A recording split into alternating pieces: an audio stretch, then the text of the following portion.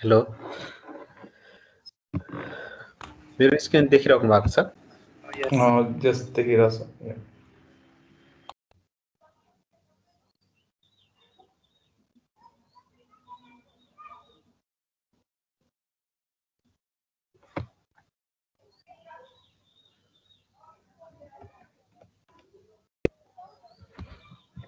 Okay म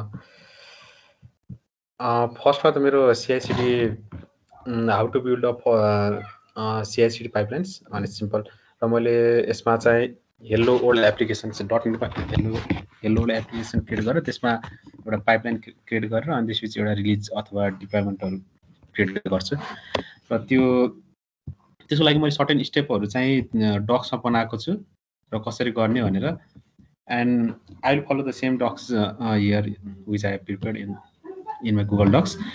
And first .NET first मेरो introduction चाहिँ दिनु पर्यो मेरो नाम चाहिँ खिमानन्द ओली है यसमा मैले चाहिँ अहिले currently Itonics innovations private limited काठमाडौँमा त्यो as a DevOps engineer or AWS engineer or DevOps engineer भएर काम गरिरहेको छु फर्मली पोजिसन त AWS इन्जिनियर हो but we have to work like डेभअप्सकै तरिकाले हामीले AWSमा चाहिँ मेनली डिप्लोयमेन्टहरू पाइपलाइनहरू त्यसपछि सबै इन्फ्रास्ट्रक्चर एज कोड टेराफर्महरू लेख्ने गर्छ त्यसमा र यसमा चाहिँ आज मैले चाहिँ देखाउन थालेको चाहिँ azure pipeline almost all the pipeline जुनसुकै प्लेटफर्ममा काम गऱ्यो भने पाइपलाइनको कन्सेप्ट चाहिँ सिमिलर नै हुन्छ जस्तो इक्जाम्पल गिटल्याबहरूमा त्यसपछि बिटबकेटहरूमा अथवा एज्योर डेभअप्समा CI/CD कन्सेप्ट अलमोस्ट सिमिलर नै हुन्छ मलाई लाग्छ एउटामा तपाईहरुलाई एकदमै फ्यामिलियर हुनुहुन्छ इक्जाम्पल कुनै एउटा गिटल्याबमा अथवा बिटबकेट अथवा एज्योर डेभअप्स जुनसुकै उसमा प्लेटफर्ममा नि तपाईँ एकदम फ्यामिलियर हुनुहुन्छ भने चाहिँ अर्को प्लेटफर्ममा स्विच गर्नलाई पनि गाह्रो हुँदैन र CI/CD कन्सेप्ट राम्रोसँग बुझ्यो भने चाहिँ हामीलाई लेख्नलाई त्यसपछि पाइपलाइनहरू लेख्नलाई बनाउनलाई त्यस्तो डिफिकल्टी चाहिँ हुँदैन सो एज्योर डेभअप्समा फर्स्टमा त लिङ्क खोलो dev.azure.com यो चाहिँ हाम्रो एज्योर डेभअप्स हो लाइक गिटहब जस्तै हो यो यसमा रिपोजिटरीहरू हामीले मेन्टेन गर्न सक्छौँ अनि यसमा एउटा नयाँ गिटहब भन्दा अलिकति एक्स्ट्रा फिचर भनेको चाहिँ एउटा छुट्टै एउटा अर्गनाइजेसन क्रिएट गरेर त्यो अर्गनाइजेसनभित्र चाहिँ प्रोजेक्टहरू क्रिएट गर्न पाउँछौँ है यो चाहिँ युनिक फिचर नै छ एज्योरको सो आजको लागि चाहिँ मैले एउटा नयाँ अर्गनाइजेसन क्रिएट गर्छु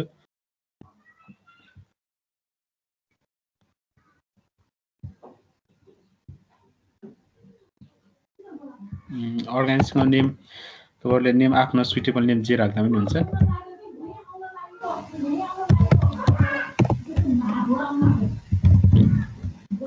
Azure Bootcamp 2021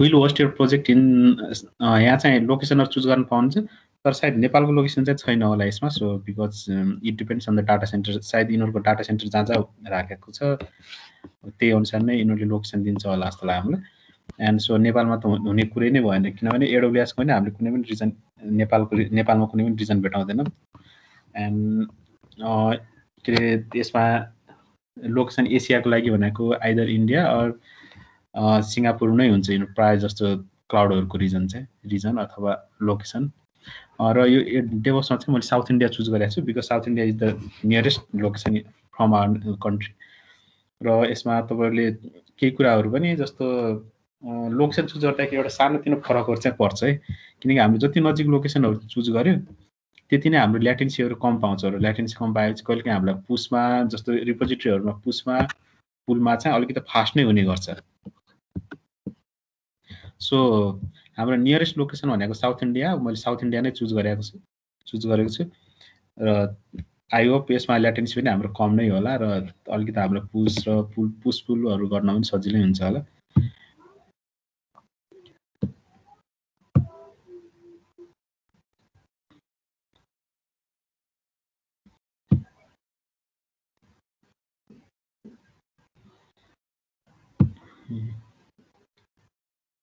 के यसमा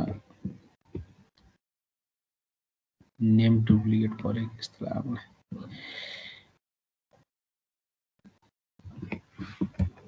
KTM 2021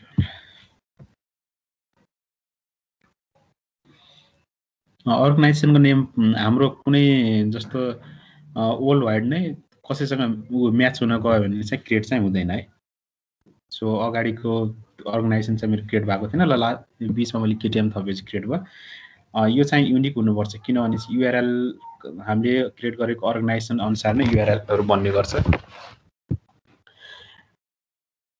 अनि यहाँ अब मैले यसमा चाहिँ एउटा प्रोजेक्ट क्रिएट गर्नुपर्छ अथवा प्रोजेक्ट अर रिपोजिटरी, र प्रोजेक्ट नाम चाहिँ मैले हेलो एप भनेर राख्दै।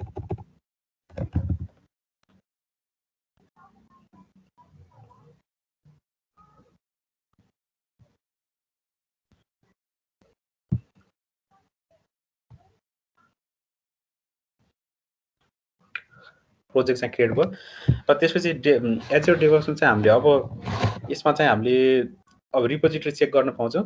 रिपोजिटरीमा हामीले जस्तो अब एउटा युआरएल हुन्छ हामीले सर्टेन पुस र पुल गर्नलाई। तपाईँले दुईवटा युआरएल पाउन सक्नुहुन्छ, एउटा एचटिटिपी र एसएच।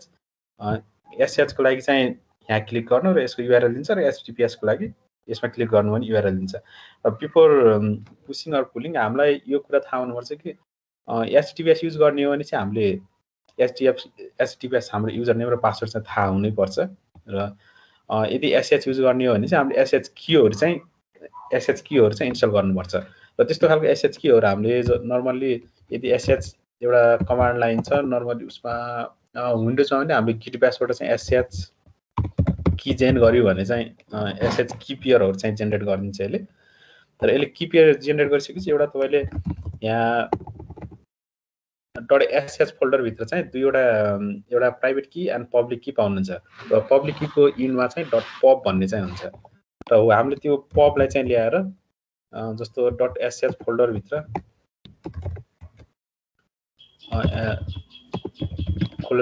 id_rsa.pub भन्ने हुन्छ एउटा पब्लिक की एन्ड एउटा प्राइभेट की हुन्छ। र यो हामीले पब्लिक कीलाई कपी गरेर I will do the cat. र यो पब्लिक कीलाई कपी गरेर यसलाई कपी गरेर हामीले यहाँ राख्नुपर्ने हुन्छ फर द अथेन्टिकेसन। पुल र पुसको लागि हामीलाई अथेन्टिकेसन चाहिन्छ, र त्यो अथेन्टिकेसनको लागि चाहिँ हामीले यसरी एसएचको की क्रिएट गरेर अनि हामीले यहाँ चाहिँ अपलोड गरिदिनुपर्छ। अनि यहाँ तपाईँले यसमा गएर युजर एकाउन्टको साइडमा युजर सेटिङमा गएर एसएच पब्लिक की भन्ने देख्नुहुन्छ। एन्ड यसमा गएर एड न्यू की गरिदिनु। र मैले यो की चाहिँ एड गरिसकेको छु, त्यही भएर सायद मेरो एड हुँदैन होला यो की। यो नयाँ अर्गनाइजेसनको लागि चाहिँ गराएको छैन होला मैले। मैले यसको नाम दिएँ माई ल्यापटपको की भनेर दिएँ and I will paste here add. र मेरो की चाहिँ एड भयो। अब मैले यसमा बल्ल यो रिपोजिटरीमा चाहिँ मैले पुस र पुल चाहिँ गर्न पाउँछु।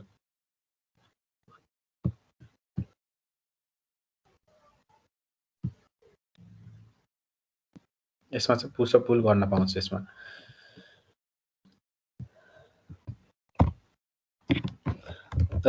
अब मैले यसमा कन्टेन्ट राखेर पुस पुल र सिआइसिडी पाइपलाइन क्रिएट गर्नुभन्दा एउटा सिम्पल मैले पहिला हेलो वर्ल्ड चाहिँ एप बनाउँछु। र त्यसको लागि मैले एउटा सर्टेन स्टेपहरू पनि यहाँ, किनकि I am not a programmer, so programmer नभएको कारणले मलाई कतिपय कोडिङहरू चाहिँ याद नहुन सक्छ। तर बट आई एम डेभअप्स भएको कारणले चाहिँ कोडिङहरू कन्सेप्ट चाहिँ बुझ्छौँ है, धेरै चाहिँ बुझ्छौँ भने एडिट गर्न पनि सक्छौँ। तर डेप्थमा हामी फुल्ली डेभलप चाहिँ गर्न सक्दैन। हाम्रो चाहिँ बेसिक भनेको स्ट्रङ भनेको इन्फ्रास्ट्रक्चर लेभलमै हुन्छ ब्याकग्राउन्ड भनेको। एन्ड सो मैले एउटा हेलो एप क्रिएट गर्दैछु यसमा। र यो क्रिएट गर्नुभन्दा तपाईँहरूले पहिला यो .NET एप्लिकेसन, यो .NET फ्रेमवर्कको .NET एसडिके चाहिँ इन्स्टल गर्नुपर्ने हुन्छ। र यो इन्स्टल गर्नको लागि हाम्रो माइक्रोसफ्टले नाइस डकुमेन्टेसन दिएको छ। यो डकुमेन्टेसन तपाईँले उबुन्टुमा जेसमा इन्स्टल गर्नुपर्ने भने चाहिँ नि हामीले इन्स्टल .NET एसडिके भनेर हामीले खोज्न सक्छौँ। यसमा एसडिके इन उबुन्टु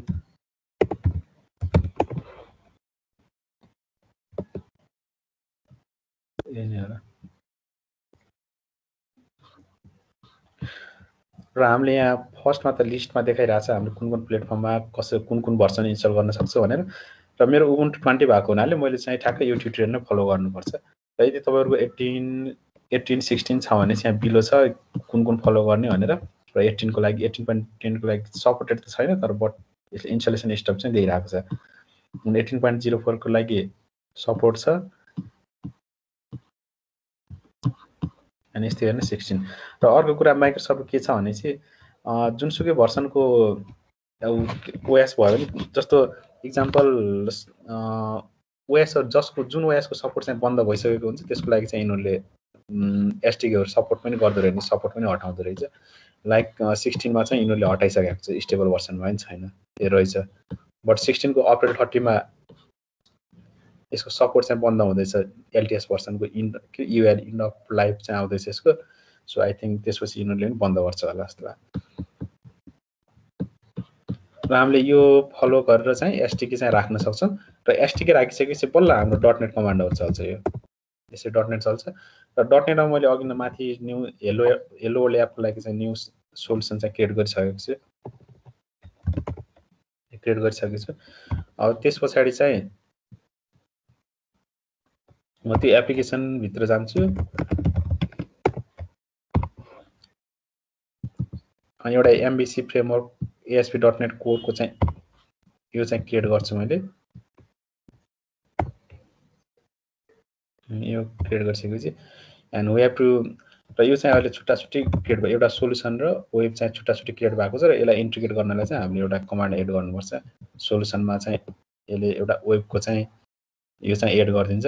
र यो नर्मल्ली हामीले एड गर्ने भनेको एलएस यहाँभित्र जानुभयो भने चाहिँ यसको सबै डिपेन्डेन्सी कोडहरू चाहिँ सबै यसमा राखिदिएको छ। एन्ड इट्स लाइक एमबिसी फ्रेमवर्कमै छ यो। यसमा हामीले सबै मोडेल, कन्ट्रोलर, भ्यू सबै देख्छौँ। एन्ड र त्यो अनुसार एडिट पनि गर्न सक्छौँ। र एडभान्स कोडरहरूले चाहिँ यसमा गर्न पनि सक्नुहुन्छ, एडभान्स तरिकाले नै गर्न सक्नुहुन्छ। एन्ड मैले इन्टिग्रेट गर्नलाई मैले यो कमान्ड चाहिँ चलाउँछु। अब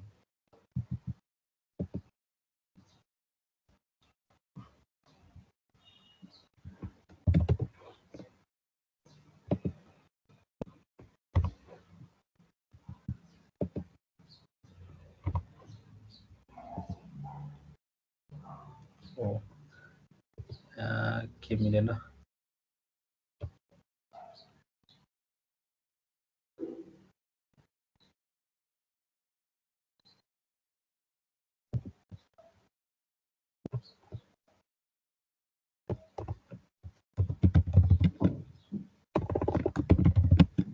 load app.web/cs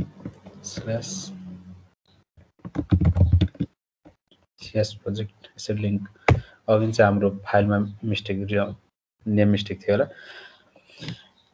र अनि त्यसपछि हामीले डटनेट रिस्टोर गर्नुपर्छ, which install the dependency and later build. र यो बिल्डमा डटनेट रिस्टोर चाहिँ बिल्ड कमान्ड रन गर्दाखेरि पनि गर्छ गर्नलाई चाहिँ, तर हामीले सेपरेटली गर्दाखेरि चाहिँ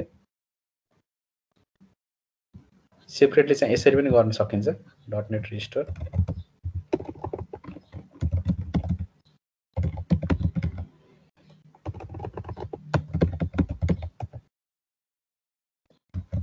another is डटनेट बिल्ड। हामीले रिस्टोर माथि गरिसक्यौँ, त्यही भएर अब डटनेट बिल्डमा चाहिँ मैले नो रिस्टोर गरेर, किनकि हामीलाई यो अप्सन चाहिँदैन। अब दिस कन्फिगरेसन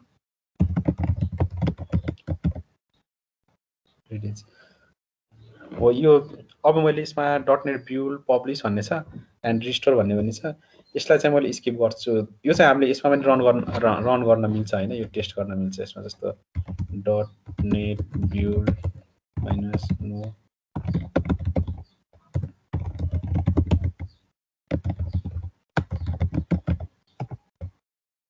यो चाहिँ हामीले फर्मल्ली कम्प्युटरमा गर्ने स्टेप हो है। यो चाहिँ बिल्ड पब्लिस भनेको चाहिँ। र CI/CD भनेको सेम कुरा चाहिँ हामीले एभ्री टाइम यो कुराहरू चाहिँ गर्नु पर्दैन भन्ने हो। किन कन्टिन्युस इन्टिग्रेसन भनेको नै त्यही हो। एभ्री कुराहरू हामीले सर्टेन एउटा कोड लेखिसकेपछि हामीले we focus on the code, not build र पब्लिस गर्नेमा चाहिँ हामीले फोकस नगरौँ भन्ने मात्रै हो। जस्तो इक्जाम्पल हामीले कोड गरिरहेको छौँ र त्यसलाई पुस गरिदिइरहेको छौँ भने चाहिँ CI/CD ले चाहिँ अटोमेटिक तरिकाले अटोमेटिक वेबाट चाहिँ त्यसले आफै बिल्ड पब्लिस पनि गरिदिरहेको हुन्छ र त्यही अनुसार चाहिँ हामीले जस्तो स्टेज डेभ सर्भरहरूमा चाहिँ डिप्लोयमेन्टहरू पनि गरिरहेको हुन्छ कन्टिन्युअस डिप्लोयमेन्ट पनि भइरहेको हुन्छ एन्ड अल्सो र अब डेलिभरी भन्नाले at the final stage continuous यो CI/CD मा एउटा continuous deployment and continuous delivery भन्ने पनि कन्सेप्ट आउँछ है र डेलिभरी भनेको finally the artifacts is deliver to the क्लाइन्टहरू त्यस्तो कन्सेप्टलाई लिन्छ तर डिप्लोयमेन्ट भनेको चाहिँ नर्मली सर्भरहरूमा चाहिँ हामीले कन्टिन्युली चाहिँ त्यो कोडहरू चाहिँ पठाइराख्ने हो सो बिल्ड चाहिँ भयो एन्ड अब हामीले यसमा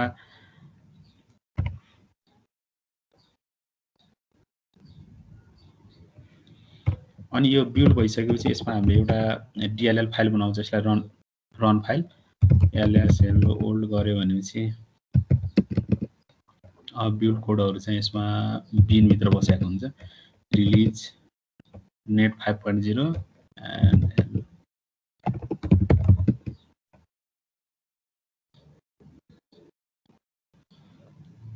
.dll भन्ने छ यसमा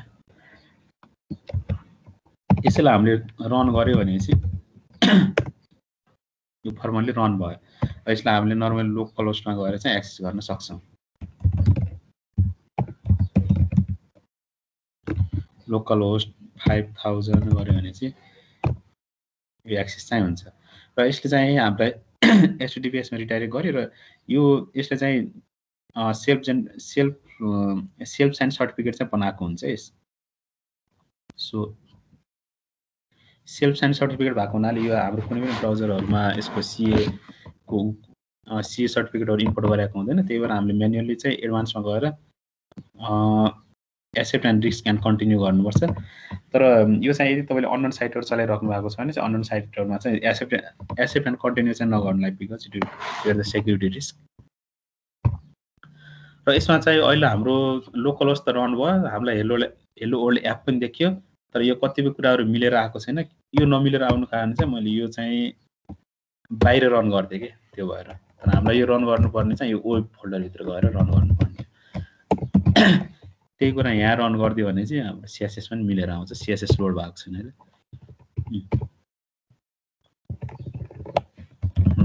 .net bin release hello.dll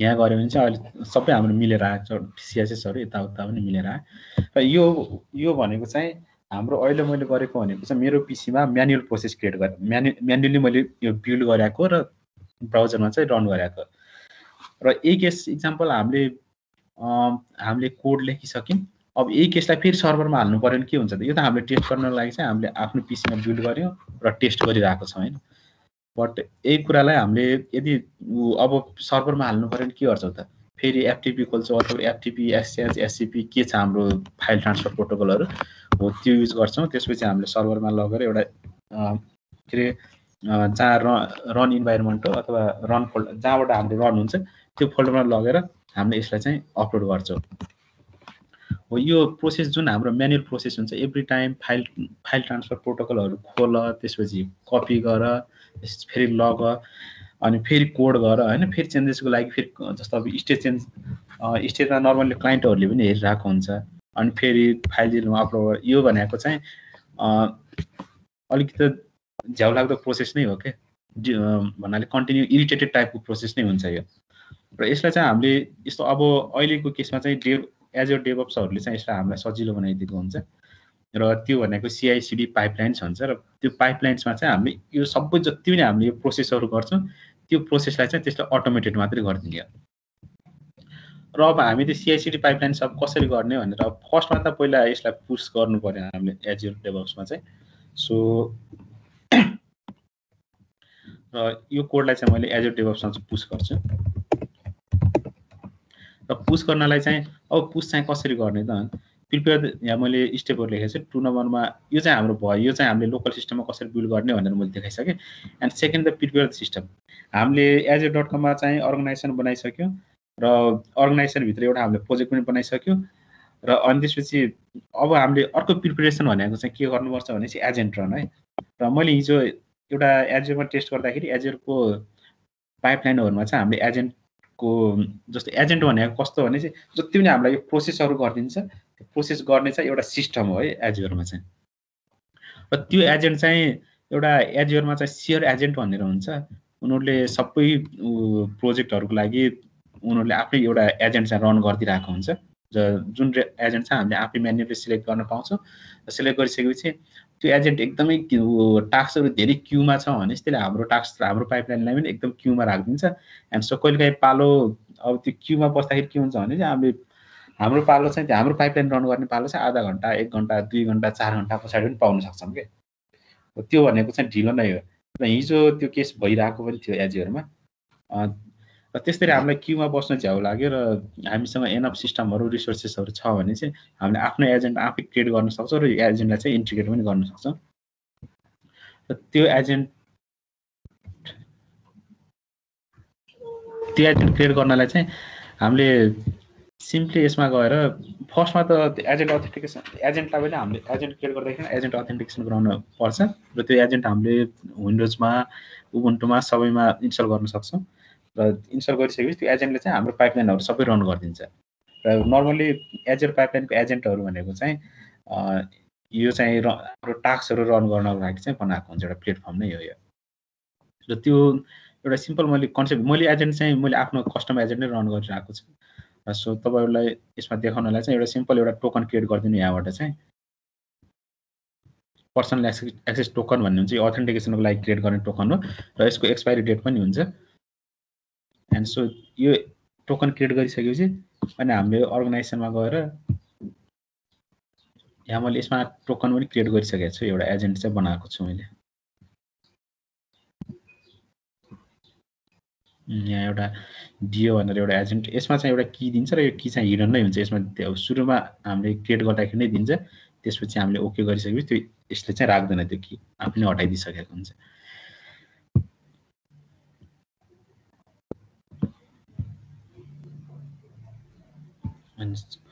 अब त्यसपछि अब हामीले नर्मली एजेन्टहरु रन गर्नलाई चाहिँ प्रोजेक्ट सेटिङमा गएर एजेन्ट पुलमा गएर अनि हामीले एड एजेन्ट गर्न सक्छौं एजेन्ट पुलमा गएर एउटा नयाँ पुलमा क्रिएट गर्दा एउटा नयाँ पुल क्रिएट गरेर एउटा नयाँ पुल बनाएर त्यो भित्र एजेन्ट एड गर्न पनि सक्छौं तर मैले चाहिँ अहिले डिफल्टमै एड गरिदिएको छु डिफल्टमा चाहिँ मैले एउटा एजेन्ट रन गरिरहेको छु मेरो एउटा सर्भरमा चाहिँ एजेन्ट यसमा रन भएको रहेछ र यो ओके यो उसमा किन हामीले यो अर्गनाइजेसन अनुसार नै एजेन्ट रन हुँदो रहेछ सो म एकचोटी चाहिँ यो यसको एजुरकै पाइपलाइनको एजेन्ट नै युज गर्न ट्राई गर्छु यदि त्यसले ढिलो गर्ने जस्तो भयो अथवा हामीलाई हाम्रो पाइपलाइन चाहिँ एकदम क्यूमा राख्दियो भने चाहिँ म चाहिँ एउटा नयाँ नै क्रिएट गर्छु यसमा चाहिँ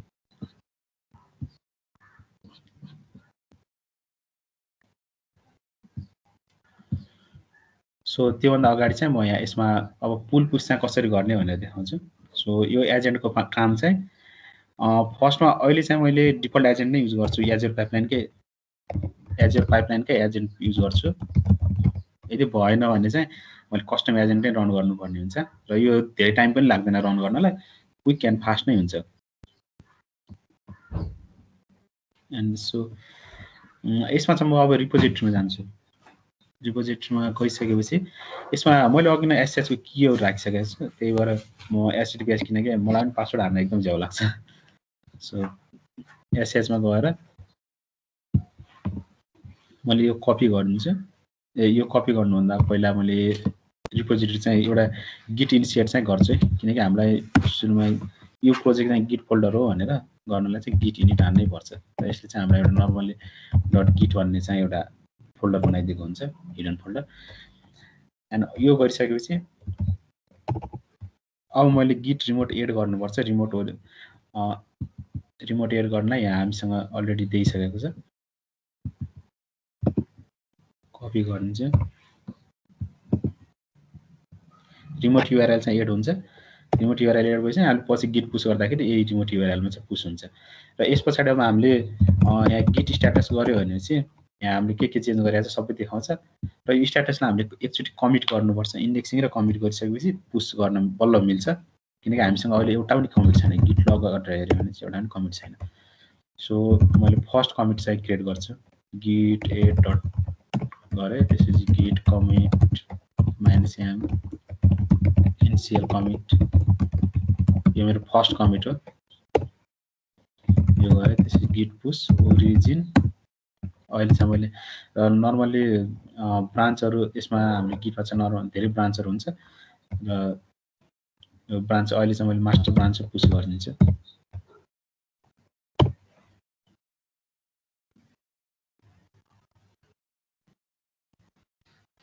ओके अब पुस भइसकेपछि यहाँ हामीले रिफ्रेस गर्यो भने चाहिँ हामीले यहाँ फाइल देख्नुपर्छ फाइल आयो हेलो वेब र हेलो एप वेब अब यसमा चाहिँ मैले अब हाम्रो फाइल आइसक्यो भने चाहिँ अब बल्ल हामीले पाइपलाइनहरू क्रिएट गर्न पाउँछ पाइपलाइन त्यसपछि डिप्लोयमेन्टहरू क्रिएट गर्ने हो पाइपलाइन क्रिएट गर्नको लागि चाहिँ मैले क्रिएट पाइपलाइन गरेँ पाइपलाइन चाहिँ हामीले दुईवटा तरिकाले क्रिएट गर्न सक्छौँ एउटा क्लासिक पाइपलाइन एउटा क्लासिक एडिटर युज गरेर एउटा चाहिँ यामल एडिटर युज गरेर र यामल एडिटर युज गर्दाखेरि चाहिँ हामीलाई एउटा एजुर पाइपलाइन्स डट यामल फाइल भन्ने चाहिँ एड गरिदिन्छ रिपोजिटरीमा अनि क्लासिक एडिटर युज गर्दाखेरि यसले एड गर्दैन र यो चाहिँ ग्राफिकल वेबाट पनि कति गर्न सकिन्छ र मैले अहिले चाहिँ यसमा सिआइसिडीको यसमा चाहिँ क्लासिक एडिटर भनेर क्लासिक एडिटर नै युज गर्छु र मैले माथि एउटा वार्निङ चाहिँ पाइसकेको छु है तपाईँहरूले देख्नु भने चाहिँ एउटा वार्निङ चाहिँ आइरहेको छ pipeline in your region may be impacted by a live site incident resulting in possible pipeline delays भनेको छ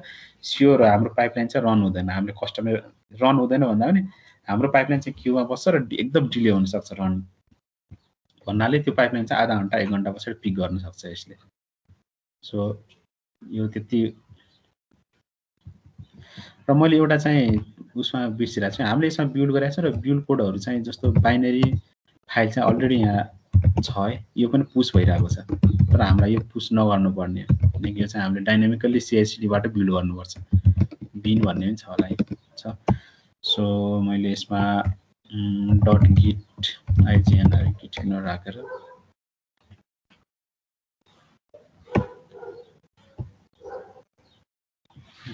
पहिला लोकेसनमा गर्छु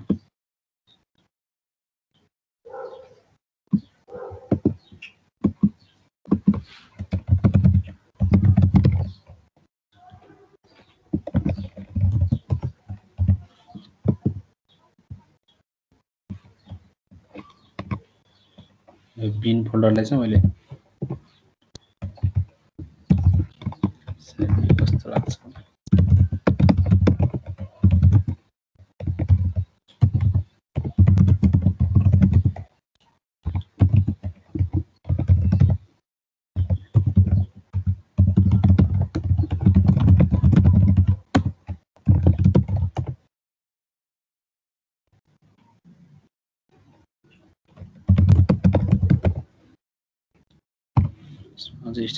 ल मैले यसमा पाइपलाइन क्रिएट गर्छु है पहिला अनि त्यसपछि हेरौँ होला बल्ल पाइपलाइन क्रिएट गर्दाखेरि हामीले चाहिँ यहाँ रिपोजिटरी चाहिँ सिलेक्ट गर्न मिल्छ र हामीले पाइपलाइन चाहिँ डिफ्रेन्ट रिपोजिटरीको लागि पनि क्रिएट गर्न सक्छौँ जस्तो यसले अहिले सपोर्टेड भनेको चाहिँ गिटअप इन्टरप्राइज सर्भर सब भर्सन भनेको सायद पुरानो एसपिएन टेक्नोलोजी होला एनदर इज बिटबकेट क्लाउड अनि अदर गिट भनेको छ र हामीले अहिले रिपोजिटरी क्रिएट जुनसुकै यो यति यसले दिएको अप्सनहरूमा गर्न सक्छ बट मैले करेन्टली एजुर रिपोमै गरिसकेको छु यो रिपोजमा चाहिँ मैले रिपोजिटरी त्यहाँ क्रिएट भइसकेको छ हाम्रो अनि त्यही भएर मैले यही नै सिलेक्ट गर्छु अहिले डिफल्ट नै अनि यसमा चाहिँ त्यो रिपोजिटरीमा चाहिँ रिपोजिटरी नेम भइहाल्यो यो पनि रिपोजिटरी नेम एन्ड कुन ब्रान्चमा रन जस्तो पाइपलाइन चाहिँ कुन ब्रान्चमा रन गर्ने भनेर हुन्छ हामीसँग मल्टिपल ब्रान्च छ भने चाहिँ मल्टिपल ब्रान्चहरू चाहिँ लिस्ट गरिदिन्छ र त्यो एउटा कुनै सर्टेन ब्रान्चमा चाहिँ हामीले रन गर्न सक्छौँ इक्जाम्पल त्यो ब्रान्चमा हाम्रो पुसफुल भयो भने चाहिँ रन गर्न सकिन्छ सो यसमा मैले कन्टिन्यू गरेँ कन्टिन्यू गरिसकेपछि हाम्रो एप्लिकेसन भनेको चाहिँ डटनेट एसपी डटनेट कोर हो सो मैले चाहिँ यो चुज गर्छु यो चाहिँ टेम्प्लेट हो टेम्प्लेट चुज गरिसकेपछि यसमा चाहिँ एउटा हेलो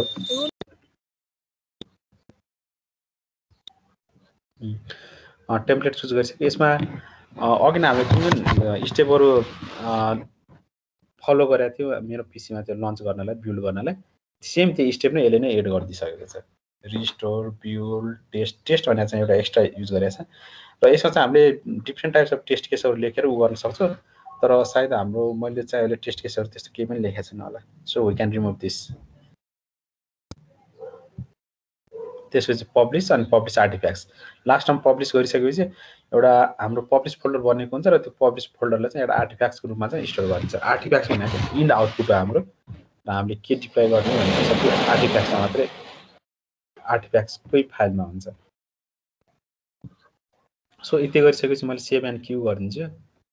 एन्ड अब सेभ एन्ड क्यू यहाँ चाहिँ हामीले अर्को एउटा चिज चाहिँ युज गर्न पाउँछ है।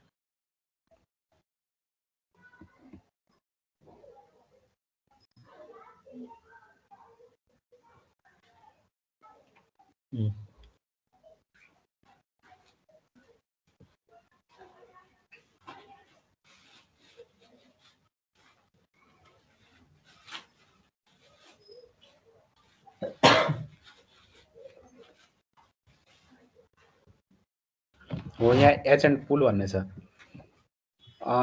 एजेन्ट पुलमा चाहिँ अहिले चाहिँ मैले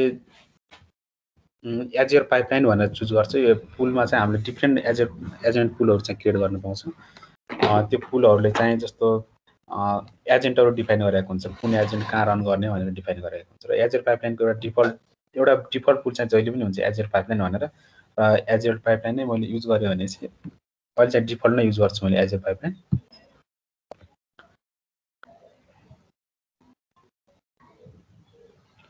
र यसमा एजियर पाइपलाइन एजेन्ट पुल चुज गरिसकेपछि र यो पुलमा चाहिँ हाम्रो डिफ्रेन्ट प्लेटफर्म हुन्छ र यो हाम्रो बिल्ड रिस्टोर कुन प्लेटफर्ममा गर्ने भनेर हामीलाई अप्सन हुन्छ चुज गर्नलाई। र यो करेन्टली मैले चाहिँ उबुन्टु 18.04मै गरिदिन्छु, अथवा तपाईँले जुन सजिलो लाग्छ त्यही गर्दा हुन्छ। भन्नाले तपाईँको कोड जुनमा रन हुन्छ जस्तो लाग्छ त्यसैमा गर्दा हुन्छ। मैले 18 नै गर्छु अहिले। 18 गरिसकेपछि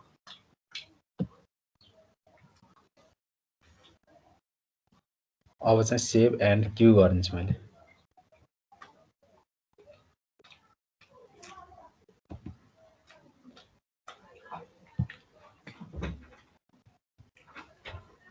सेभ एन्ड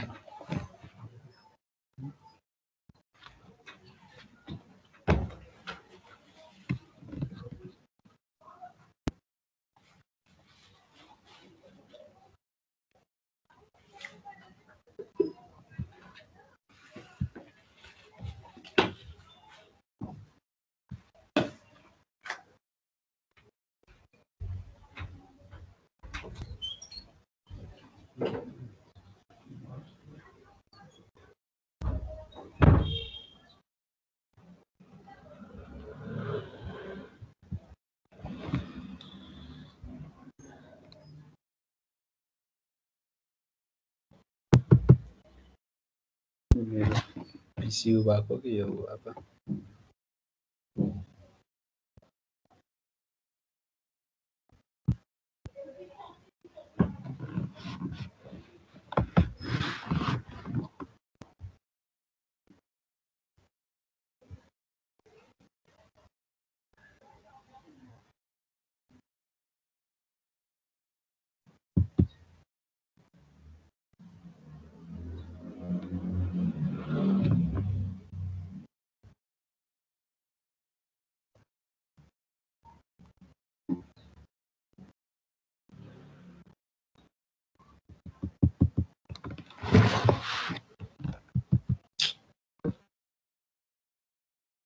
खोइ यसले धेरै ढिलो गरे। मैले रिफ्रेस गरिदिएपछि फेरि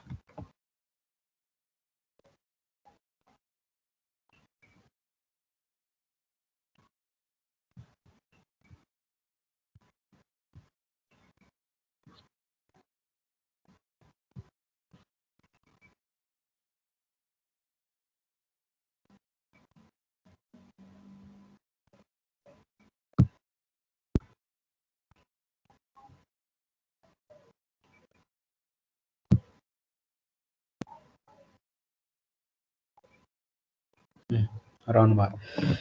अब हामीले पाइपलाइन क्रिएट गऱ्यौँ र यो पाइपलाइन रन हुनलाई चाहिँ यो हाम्रो पाइपलाइन चाहिँ क्यूमा बस्नुपर्छ एजुर पाइपलाइन्सको। र आई थिङ्क खै आज पनि हाम्रो पाइपलाइनले चाहिँ पालो पाउँछ जस्तो लागेन मलाई। त्यही नै भनेको छ, किनकि फुल बिजी छ। हामीले जुन बेला हामीले क्यूमा चाहिँ राखिदिएको हुन्छ र हामीले जुन बेला पालो पाउँछ त्यही बेला नै रन हुन्छ। र यो भनेको 1 घन्टा, आधी घन्टा, 1 घन्टा, कहिलेकाहीँ 2 घन्टा, 4 घन्टासम्म टाइम लाग्छ यस्तोमा। सो यसको लागि चाहिँ मैले नयाँ एजेन्ट नै रन गर्छु, आफ्नै कस्टम एजेन्ट। त्यसको लागि चाहिँ फर्स्टमा पर्सनल एक्सेस टोकन क्रिएट गर्छु।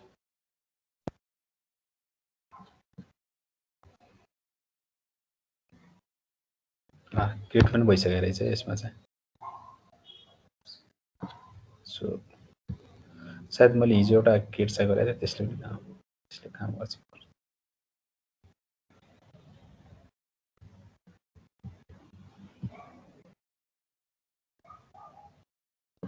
म नयाँ नै की क्रिएट गर्छु। फर्स्टमा चाहिँ एउटा टोकन क्रिएट गर्छु, पर्सनल एक्सेस टोकन।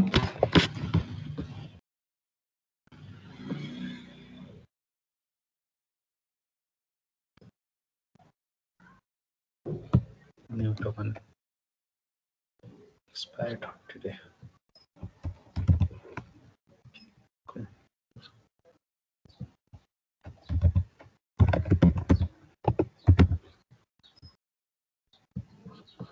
अहिले करेन्टली चाहिँ यसलाई मैले फुल एक्सेस दिएँ। सो अनि क्रिएट, यहाँ चाहिँ मैले टोकन चाहिँ पाएँ, यो टोकन पाएँ। अब मैले यसलाई एकछिनलाई यहाँ सेभ गर्छु यो टोकन चाहिँ। खोज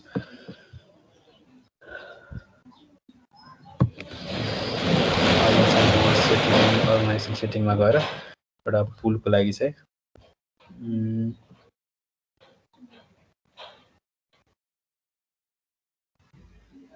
एजेन्ट पुलमा गएर मैले अहिले नयाँ पुल चाहिँ क्रिएट गरेन, यही डिफल्ट पुलमा एउटा एजेन्ट चाहिँ एड गर्नु चाहिँ, न्यू एजेन्ट। सायद यो एजेन्ट पनि रन भइरहेको हुनुपर्ने हो खासमा। मैले फेरि हिजो रन गरिरहेको एजेन्ट चाहिँ रन गर्न ट्राई गर्छु।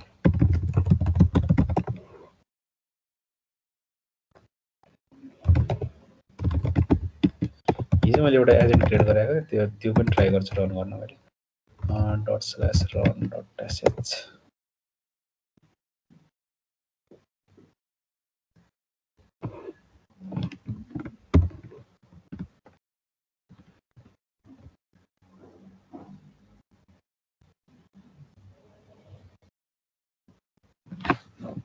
म नयाँ नै क्रिएट गर्छु।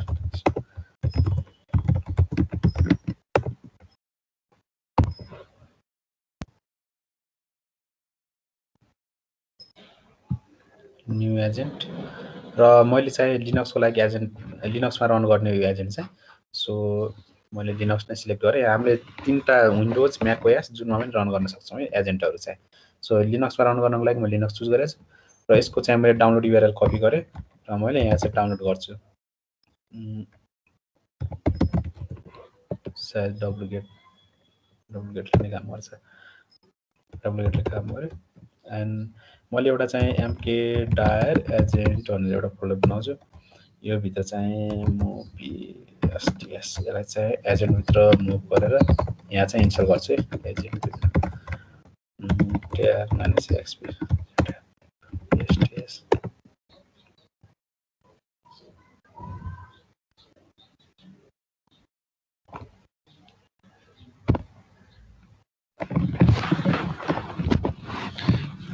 एजेन्ट इन्स्टल गरिसकेपछि अब काम भनेको चाहिँ हामीले एजेन्ट चाहिँ रजिस्टर गर्ने हो। सो रजिस्टर गर्नलाई चाहिँ मैले ./config.sh भन्ने चाहिँ एउटा फाइल, यहाँ स्क्रिप्ट फाइल चाहिँ यसले यो रन गर्यो भने चाहिँ यसले आफै क्वेसन सोध्छ र त्यही क्वेसन अनुसार हामीले गर्न पाउँछौँ। र यो गऱ्यौँ। त्यसपछि फर्स्टमा त लाइसेन्स एग्रिमेन्ट एक्सेप्ट गर्नु पर्यो, एस गरिदिएँ मैले। त्यसपछि इन्टर द सर्भर युआरएल भनेको छ।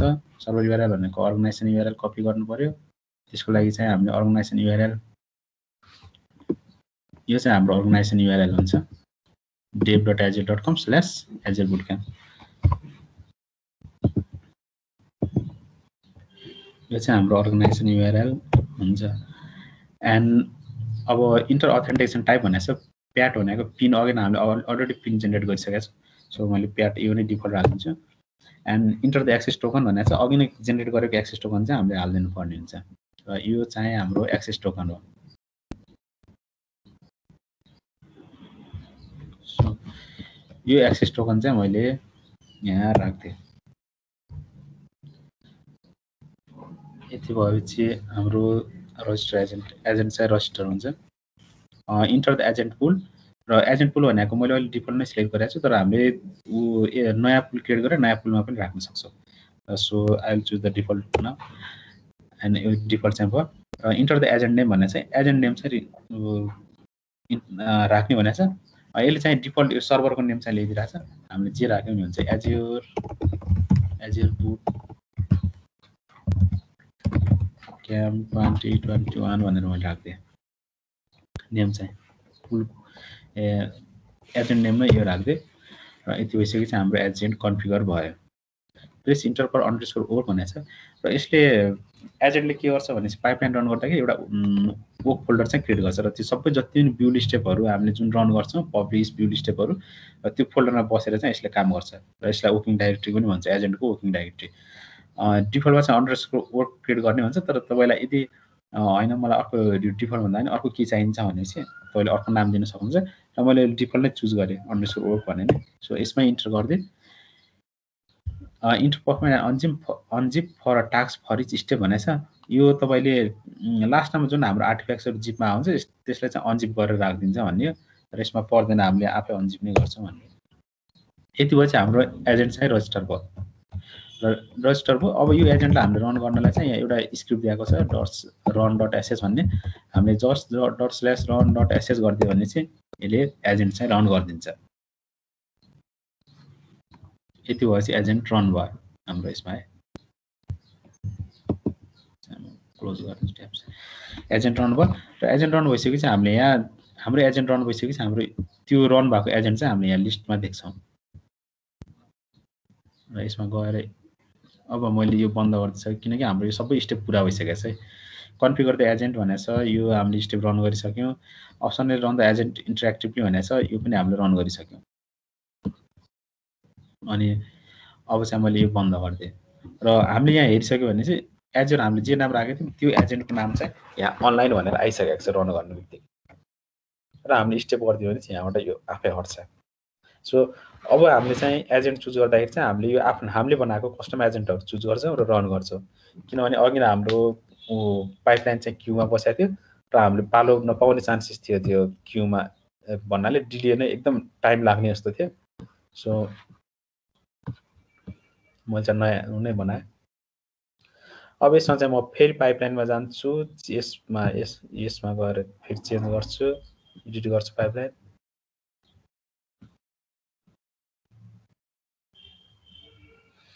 अघि नै चाहिँ एजुर पाइपलाइन चुज गरेको थिएँ, अहिले मैले यो चुज नगरेर डिफल्ट चुज गर्छु किनभने मैले डिफल्ट पुलमा चाहिँ एउटा एजेन्ट रन गरिरहेको छु। अनि यसमा सेभ एन्ड क्यु गरिदिन्छु मैले। सेभ एन्ड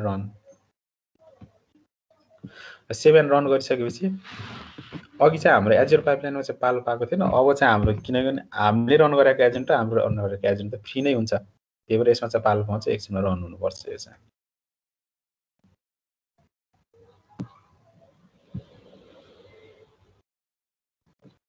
रन भएन जस्तो छ।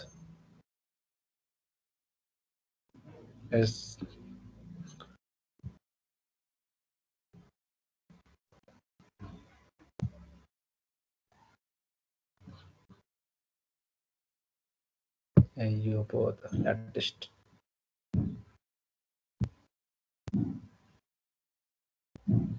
पुलमा चाहिँ एजुर पाइपलाइन चुज गरिरहेको छ।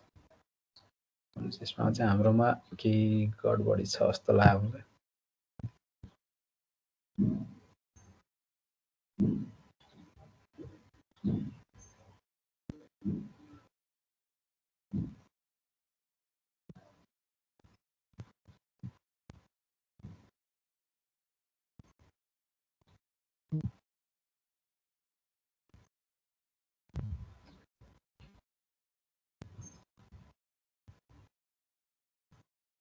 Azure pipeline select भइरहेछ डिफल्ट डिफल्ट अघि चुज भएन किन चुज भएन थाहा भएन अब चाहिँ मैले सेभ एन्ड क्यु गर्छु master default save and run गरे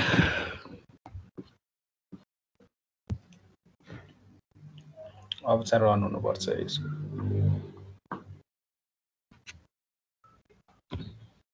रन भयो ल स्टार्ट भयो रन हुनु र यो पाइपलाइन भनेको हाम्रो चाहिँ त्यो अघि इन्स्टल गरेको एजेन्टमा चाहिँ रन भइरहेको छ है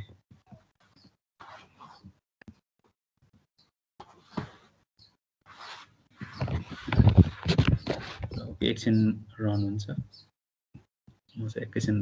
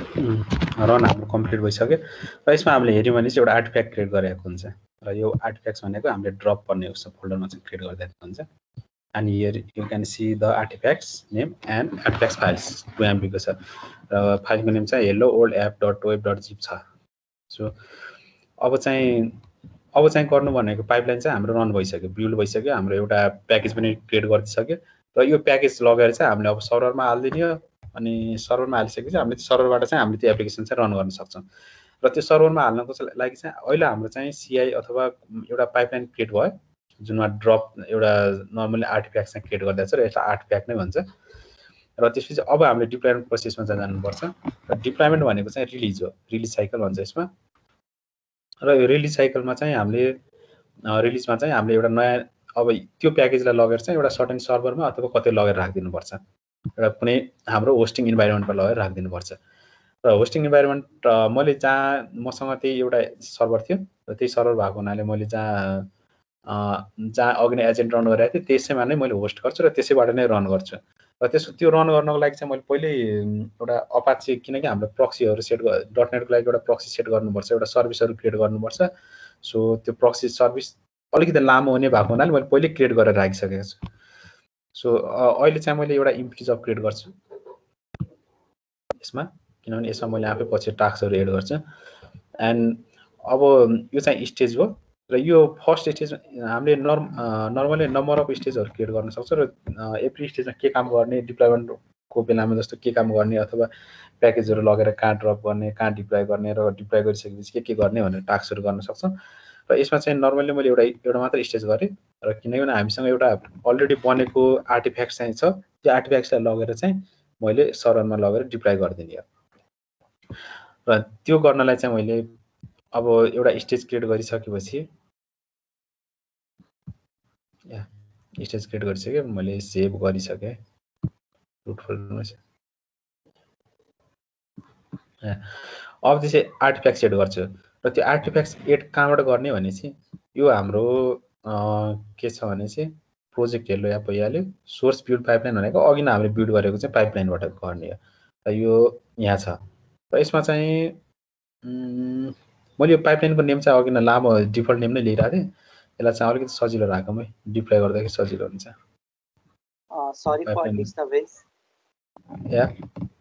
So we have limited time, so please can you complete the presentation as well? Okay, I'll try to finish. एकैछिन यो पाइपलाइनको नेम मात्र चाहिँ मलाई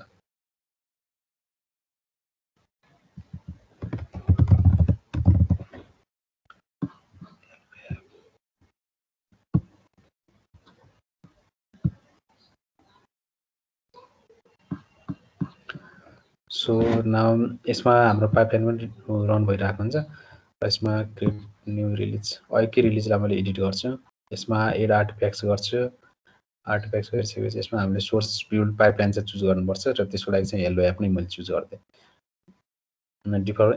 अनि त्यसपछि हामीले एलआइसीहरू पनि डिफाइन गर्न सक्छौँ, तर एलआइसी पनि मैले हेलो एप नै राख्छु, अन्डरस्कोर राख्दैन मैले सजिलोको लागि। र स्टेजमा हामीले चाहिँ अब त्यसपछि यसमा टास्कमा जान्छ र यो स्टेजमा हामीले के टास्कहरू गर्ने भने चाहिँ डिप्लोयमेन्ट टास्कहरू गर्ने हो। मैले यसमा धेरै कम्प्लेक्स उसमा गएन, एउटा जस्ट ब्यास चाहिँ राख्छु। हेलो बलराम जी, लाइव आवाज मिल रहा है क्या? के भयो?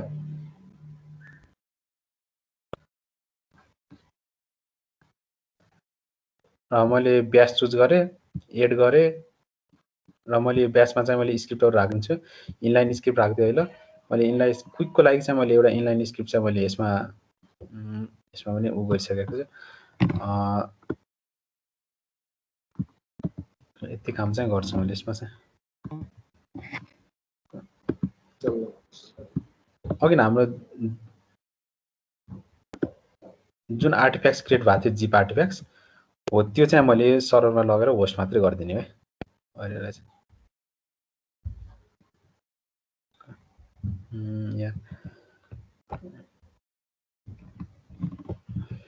मैले यहाँ कपी गरेँ, यसको लागि चाहिँ हामीले पहिला स्क्रिप्ट कहाँबाट एक्जिक्युट गर्ने भनेर ब्यास यो चाहिँ हामीले डिफाइन गर्नै पर्छ। अनि अब यसमा पाइपलाइन नेम भनेको चाहिँ पाइपलाइन नेम भनेको चाहिँ अघि नै मैले हेलो एप नै राखेको थिएँ, हेलो एप आर्टिफ्याक्ट्स नेम पनि मैले अघि नै देखाइसकेको थिएँ। फेरि हेरौँ आर्टिफ्याक्ट्स नेम चाहिँ के छ। हेलो एप, त्यसपछि यसको एजेन्ट जब हामीले यहाँ हामीले हेऱ्यौँ भने चाहिँ आर्टिफ्याक्ट्स चाहिँ देख्छौँ। आर्टिफ्याक्ट्स नेम चाहिँ यो छ, हेलो ओल्ड एप डट zip app dot web dot zip भन्ने छ। सो यसलाई मैले चाहिँ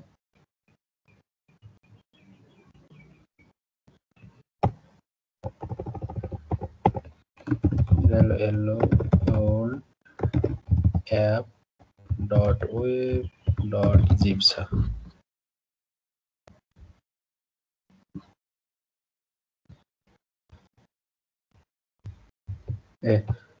होइन यो नो ड्रपभित्र छ है हाम्रो। मैले फाइल नेम पछाडि लेखिसकेको छु, ड्रपभित्र हेलो ओल्ड एप डट जिप भन्ने छ। र यसलाई डेस्टिनेसन फोल्डर चाहिँ मैले अहिले भ्यार डब्ल्यु हेलो एप पब्लिस भन्नेमा चाहिँ गएर अनजिप गरिदिने, अनजिप गरेर राख्ने भनेर चाहिँ मैले यति लेखेको छु। र यसको लागि चाहिँ मैले अब सेभ गर्छु, यहाँ सेभ गरेँ, कमेन्ट राखेन।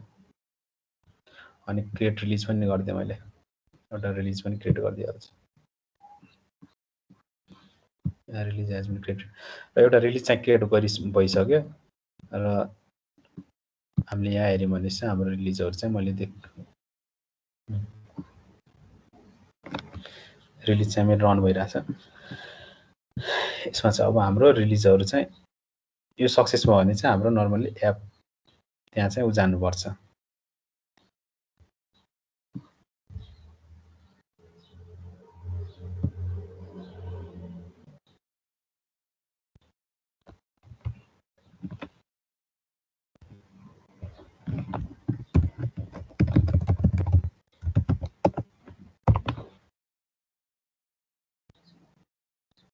फेरि यसले हामीले एउटा मिस्टेक एजियरको पाइपलाइन चाहिँ चुज गरेछौँ जस्तो लाग्यो।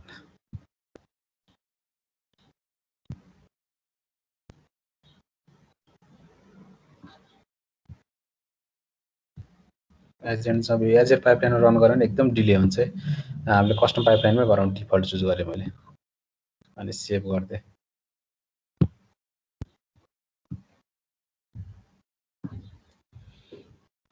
रिलिज अनि यो रिलिज चाहिँ क्यान्सल गरेँ।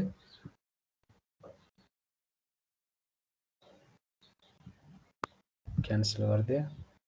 यस अब न्यू रिलिज अब मैले क्रिएट रिलिज अर्को क्रिएट रिलिज टु गरेँ। अब यो चाहिँ हाम्रो एजेन्टले चाहिँ रन गर्ने र सायद यो चाहिँ यसले चाहिँ काम गर्नुपर्छ।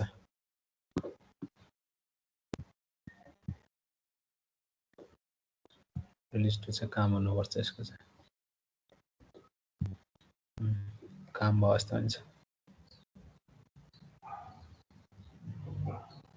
रिलिज चाहिँ हाम्रो सिद्धि है यो चाहिँ सक्सेस नै आइसक्यो। हरियो पनि आइसकेको छ सक्सेडेड भनेर पनि आइसकेको छ र यसले भनेको चाहिँ हाम्रो normally /var ls/var www hello app भन्ने छ र यसमा पब्लिस भन्ने छ /publish भन्ने छ। यहाँ ल्याएर चाहिँ यसले ऊ राखिदिन्छ र राखिसकेपछि यसमा हामीले अब यो मेरो सर्भरको आइपी भनेको चाहिँ यो छ। यसलाई हामीले अब ब्राउजरमा चाहिँ एक्सेस गर्यो भने चाहिँ यो चाहिँ यहाँ रन हुनुपर्छ। अब यो जति पनि हामीले पाइपलाइन क्रिएट गर्यौँ रिलिज क्रिएट गर्यौँ र यो रिलिज क्रिएट गरिसकेपछि हामीले जति पनि अब मास्टरमा पुसहरू गर्छौँ एभ्री पुसमा चाहिँ हाम्रो पाइपलाइन र रिलिजहरू चाहिँ रन हुन्छ र यसले चाहिँ पाइपलाइनले चाहिँ बिल्ड गर्छ आर्टिफ्याक्ट्स क्रिएट गरिदिन्छ र रिलिजले त्यो आर्टिफ्याक्ट्स लगेर चाहिँ सर्भरमा राखिदिन्छ र यो प्रोसेस चाहिँ यही नै हो। र अहिले चाहिँ मैले सेकेन्ड अब हामीले पुस गरेर ट्राई पनि गर्न सक्छु तर मेरो टाइम चाहिँ अलिकति लिमिटेड थियो टाइम पनि सिद्धियो। So I think I have to stop here.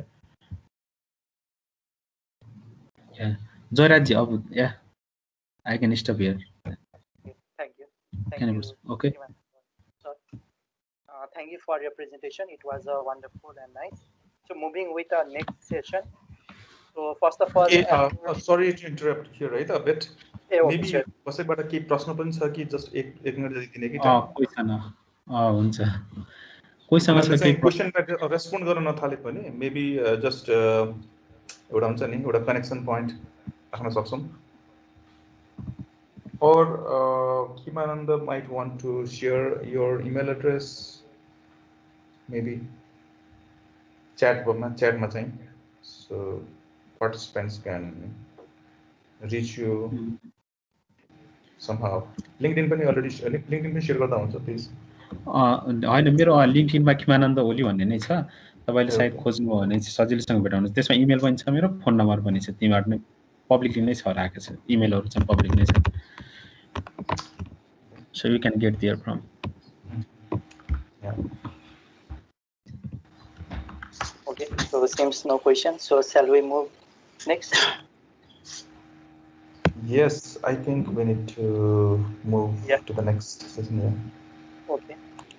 So moving with the next session. So first of all, for the today's webinar, so we are doing with a collaboration with Nepal Cloud Profession and TechWebinarNepal. And so TechWebinarNepal is basically online platform where we conduct technical sessions on the monthly basis. So basically our targeted topics should be more on the technical stuff. So you can know more about that on the Facebook, type TechWebinarNepal. So for other queries. So thank you. So with this, so moving with the next session. So about test of Azure Data Services by Ram Prasad, Senior Software Engineer at Microsoft. Over to you, sir. Hey, let me share my screen quickly. Let me know once you are able to see my screen. Yes, we can. Yeah. Okay. So I will go a little bit quick. So my agenda of this session is that I will spend some time of introducing myself, and then I will talk about some of the services which is in Azure for data. And then I will go with one new service which Azure has launched called Azure Synapse. And then we will have to spend some time with question and answer. But we can have interactive also if you guys feel anything in between to ask any question. just raise your hand and or you can ping and we can answer that question. So I am going with next. So about myself, I have 15 plus years of experience. I started in a startup which was in Mumbai on and language was Java. Then I moved quickly to one company called SimQuick, where we were developing the utility software for devices, the storage devices like network attached storage devices, SANs or other USB devices. So that was based up like backup software, remote desktop monitoring, and file-based system. Then I moved to different type of work where we were developing in that company enterprise mobility app with BlackBerry, Symbian, Windows Phone, iPhone apps with connecting with backend .NET, which we written a platform for that one, and SAP. Then I learned that technology, moved to different company called Devolt. Devolt is the second largest manufacturer of ATM machine, where we were writing software for ATM machine. And when you go to one ATM machine and you do any transaction, there are some advertisement come on that ATM machine. That platform we were building for ATM machine. After a certain time, I joined as a Microsoft as a full stack developer, and I started working in India. And then after I worked over there by improving some performance of larger scale apps, and we have designed some internal apps for microservice framework using .NET and Azure. And then I moved to Redmond, and then I started working in data world. So currently I'm working on Gen 1, Gen 2, Data Lake, Databricks, and Data Factory, Lakehouse. And now I'm working on Synapse. So that's data world related services we closely work. And I have also worked closely with data scientists, data engineer for machine learning project. And also for internal Microsoft, I have innovated or conceptualized this monitoring solution. So we have compliance, we have to take care of a lot of compliance things. So I did that one. So this is all about me. And I like to support the free and quality learning for every people. That is why I join a lot of meetups, and I try to mentor people or give my suggestions. So that is all about me. And then I am Microsoft certified solution expert on data and management data side, and also on Azure Cloud side. I'm certified solution expert for that one. I have went to IIT for certification classes, and I am also MongoDB certified for that one. So this is some of the certification I have gained. And basically, I have some connection with Nepal because I wanted to talk about, because most of the people in today's audience is from Nepal. So I am born in the Bihar and very close to Nepal. So we used to go, it is 2 kilometers of Nepal, and we used to go daily wise almost in Nepal, and with bike, car, or walk or whatever. A lot of friends from Nepal comes to us to study that time with us. And now also marriages happens across the borders. So that I interest that I keep checking that what is happening in Bihar, Nepal, that side of in meetup, so I can join that. I can offer my whatever I have learned from this experience. So that is what introduction is mine. I will quickly move to data services side of the Azure. So Azure is a platform where a lot of services we have, Microsoft is providing for different type of things. If you see that their stack, and if you see which kind of data store they are supporting and Microsoft is supporting, you can if you are working with some kind of relational data, then you have some services for you. If you are dealing with some kind of key value store, then you have some kind of services over there. If you are building some application for document DB or document NoSQL scenario where the schema is not present, then document database you can use. If you are building some of the application where you have to handle the graph kind of, where you are storing the data in the node format and you have to find the node related distance or something, the graph database you can have, or column based, lot of things, object storage.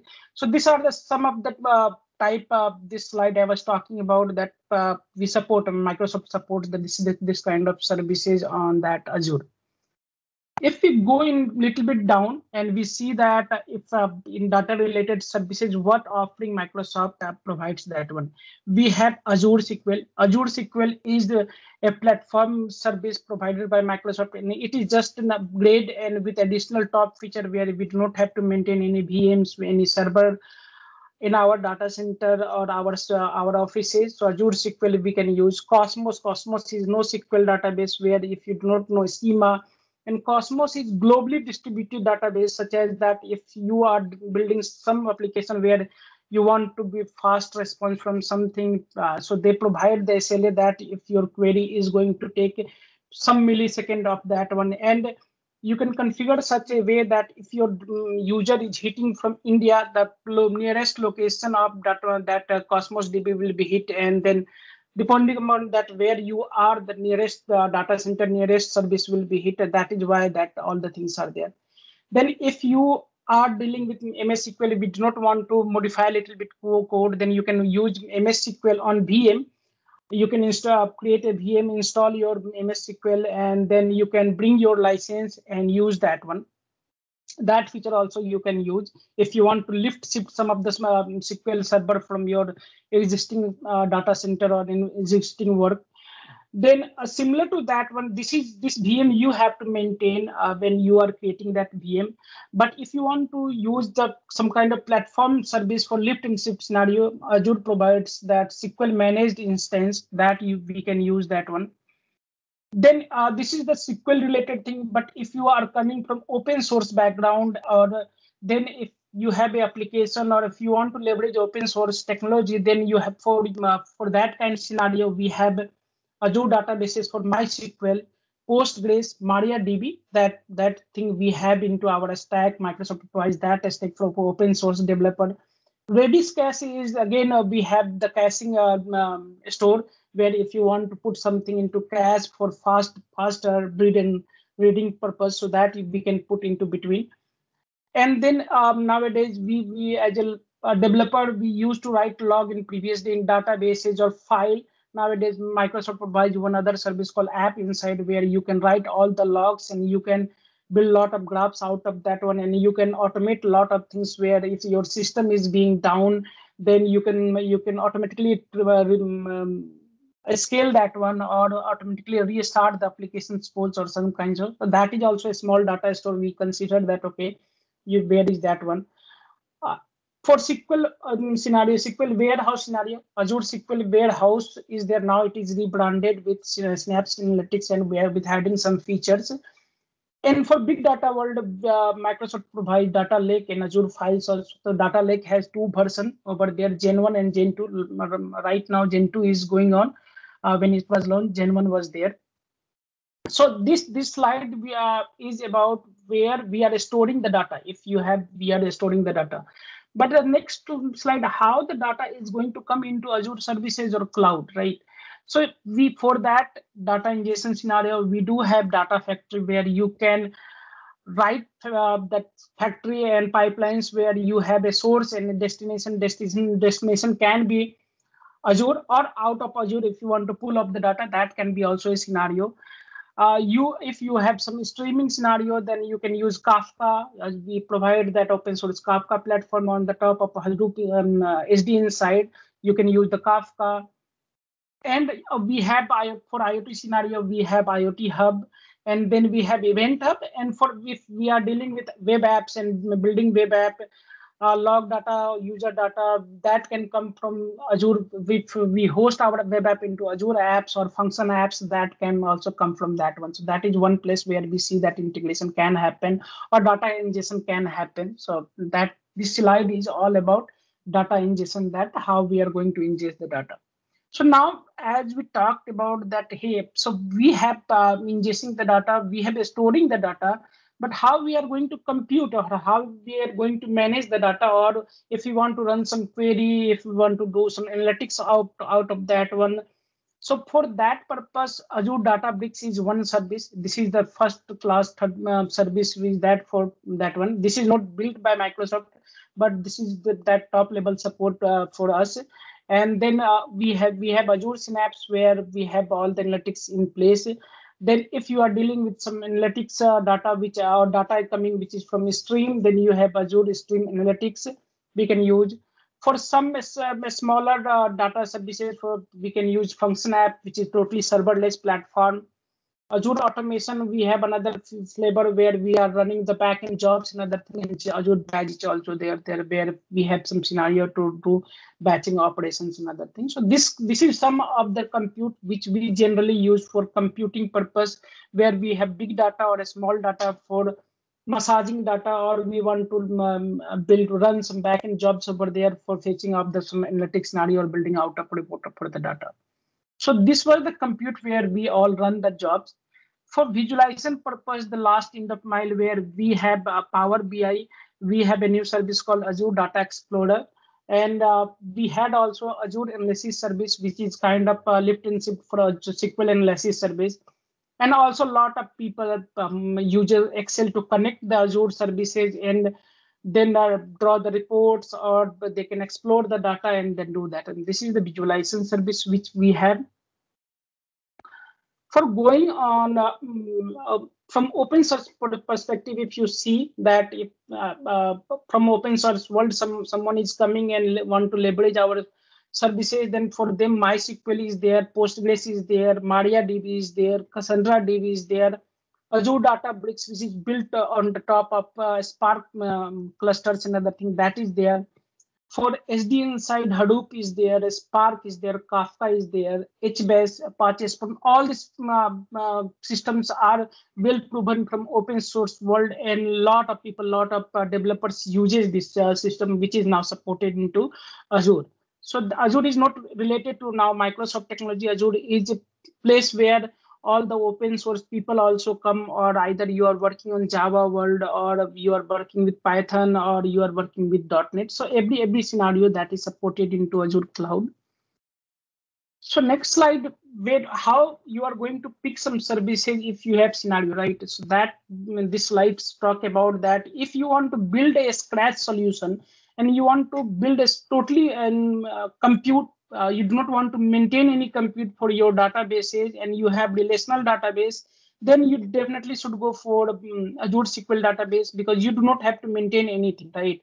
It is totally maintained by infrastructure, underlying things is maintained by Azure, and you can scale at any level. So that, and it gives the performance, great performance, great durability. You do not have to think about disaster recovery, that if your one data center is down, what will happen to data, because under the line that 3 places replication is done by Azure, so that you do not have to worry about. As I talked about that, if you want to migrate your SQL workload, SQL server, which is your in on-prem or any server managed in your office, then you can lift and shift using SQL managed instance, where you do not have to manage operating system, you do not have to patch that one. So that all, if we are talking about Azure DevOps and now in DevOps world, the patching also comes on the burden of DRI or developers only, and maintaining the infra also comes. So that is why we try to use maximum whatever we can do, that we do not want to go in that route to patching the server. So that is why when we design the new system also, we try to use the serverless platforms and event-driven platform for that purpose also, one of the reason. And the other reason for serverless also, that if you have to think about cost, serverless generally offer best thing, that you do not have to pay like that one. There are some scenario where you can in the terms of SQL or you in terms of other things, whatever query you are going to run, that will only cost for you. It is not that how much time your server is up. So if you are going to SQL server in virtual machine, if you want to migrate, then you have to up that virtual machine 24/7, right? You have to decide that how much RAM you are going to keep that one. All this is going to cost, but if you are using a SQL database, you do not have to think about that one, and cost, you can save a lot of cost. Similar to that one, we talked about that if you want to migrate something from open source world and you are still using Postgres server in your systems, then you can come and leverage this Azure database for PostgreSQL, MySQL, and MariaDB also for that purpose. And for if you are building application where you want to have a guaranteed low latency, high availability anywhere on the globe, then you can go and you want to use the API for Cosmos, or if you know that MongoDB API or other NoSQL API, you can use Cosmos on the top of, you can run this kind of API, Gremlin API you can run. So that feature is that Cosmos DB is for that purpose. Redis cache, generally as a developer, we store the data into any backend like Azure SQL or Cosmos, but to deliver the fast, we keep some of the data into cache so that we do not have to go for everything into our data store, right? So that purpose we generally use Redis cache, where we store data into key value pair, so that if suppose your profile data, or if we are building a web application, profile data, order data, for every time if you come to order page, if we hit our database, or database is hosted in some other region, it is going to take some time to travel from, suppose your consumer is from India and your data center is in US, right? So the data has to come from US to your India. So that is how the network latency will take care. If you have Redis cache, then it will return from that web server only, right? Same purpose if for web developer, we do use CDN also. But yeah, for data bases, we do have Redis for that one. And we have a migration service. If you have want to migrate from one place to other place, there is a good documentation and good services for that one also. You can use that feature also. And Cassandra DB is for if you have something into your data cluster for Cassandra already in place. If you want to go for managed solution and platform as a service solution, then you can come to Cassandra DB as a solution. Moving to next slide. So I'm not able to see if somebody is raising hand for any question. So I'm going by that one. Last time I can catch the questions for that one. So this slide talks about that, okay, what is the feature we are going to talk about, that if which kind of scenario which we have. If we have relational database, we are working on that, which database we can pick. If we are going with serverless and want to serverless platform, then which one is there? Which kind of scale in and scale out we can this database supports, what is the load we are expecting for our user, right? How many users or how many geography we are going to support by our application, what is the latency we are expecting. So that kind of this slide talk about that one, that how you are going to pick one database out of multiple database which we support. So that this is going to be that one. Now coming to this all was there, that hey, how the data is coming to Azure, how the compute is happening, or how we presentation. But where is the Azure Synapse Analytics now? That this is a new feature which brings all the world, like SQL world also, a Spark, good feature of a Spark, and brings all the together in one place. And the top of data lake Azure Gen 2 is being used for that, where you are going to store the data. You can connect from any place, but the main primary storage, they have figured it out with Gen 2. And the analytics runtime they have picked with SQL also and Spark also. So if you are familiar with the Spark, you can still work same way which you are working in Azure Spark, or you are working Azure Databricks. Same type of productivity you can get out of this service also. And if you are coming from SQL world, then also you can write similar kind of query over here, and you can play with not only relational database, you can play with unstructured data. If you have data in Parquet format, if you have data into CSV, all this you can play. And then if I have to say that, okay, now if I have to design a system where I have some integration of the ingestion of the data. Previously I had to create a Azure data factory, right? And for ingestion purpose. Then a store purpose, I had to pick SQL warehouse or any other database. For compute purpose, I had to go in another place and create Azure Databricks or something. For display purpose, Power BI. So all this, I have to go a different place. I have to create different resources, then monitor different places. So this was a little bit clumsy. Now this Azure Synapse Analytics brings all the place together, and it has deep integration. So you can go into one studio. You can create the pipelines for data ingestion. You can create notebooks or SQL script to run that one, and you can monitor at one place. And this has seamless integration with machine learning services. This has seamless integration with Power BI, so people can directly connect easily and that do the drill down on the data and build the reports out of that one and do the analytics out of that one.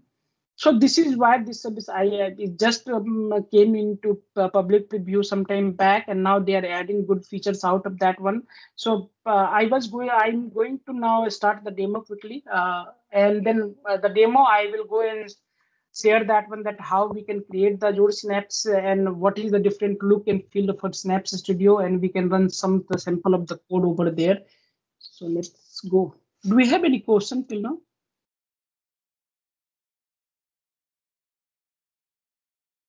Or if I'm going too fast, let me know. What is Kafka? I just missed that point about Kafka. So Kafka is if you have data something coming from event-based data is coming from like IoT device or something, then you can put that one so that every event come to your Kafka, and it is very available. So it can handle billions of requests in them in that given time. So that is why it is a queue. So basically all the request, whatever data is generated into IoT devices for you, it will come into Kafka, and then you can have a storage somewhere, because the storage cannot handle such kind of large volume of data at one place. So it can scale, the Kafka can scale that way, so that it will spin up whatever agent for that one, and it will handle whatever request is coming in with very fast one. Because suppose you have thousands of IoT devices or more than thousands of IoT devices, or lots of IoT devices, and each one is sending some of the signal very quick in 1 minute. I'm saying 1 minute is too bad, because sometimes we do send that in a second or more than 1 second. If you are thinking about Google Maps and you are moving and your GPS signal is sent by that all the mobile application to somewhere in the server, how much the data is going to that server, and how we are going to handle that kind of data in JSON, right? It is small data, but it is very fast coming into your system. So for that place, we put that in Kafka or some technology like that one to handle the ingestion thing. Oh, thank you very much. Any other question? Balram, is it different from Event Hub? Like, what is the difference between Kafka and Event Hub? So Kafka is open source. It is same kind of Microsoft services Event Hub, but Kafka is open source. Both are the same feature. Both feature is same. So we can either use Event Hub or either we can use that Kafka, depending upon our choices. Thanks, Balram. So let me, yeah, please. So suppose I have I have to do some ETL process. So what all services we can use? Azure services, data services can be used for that.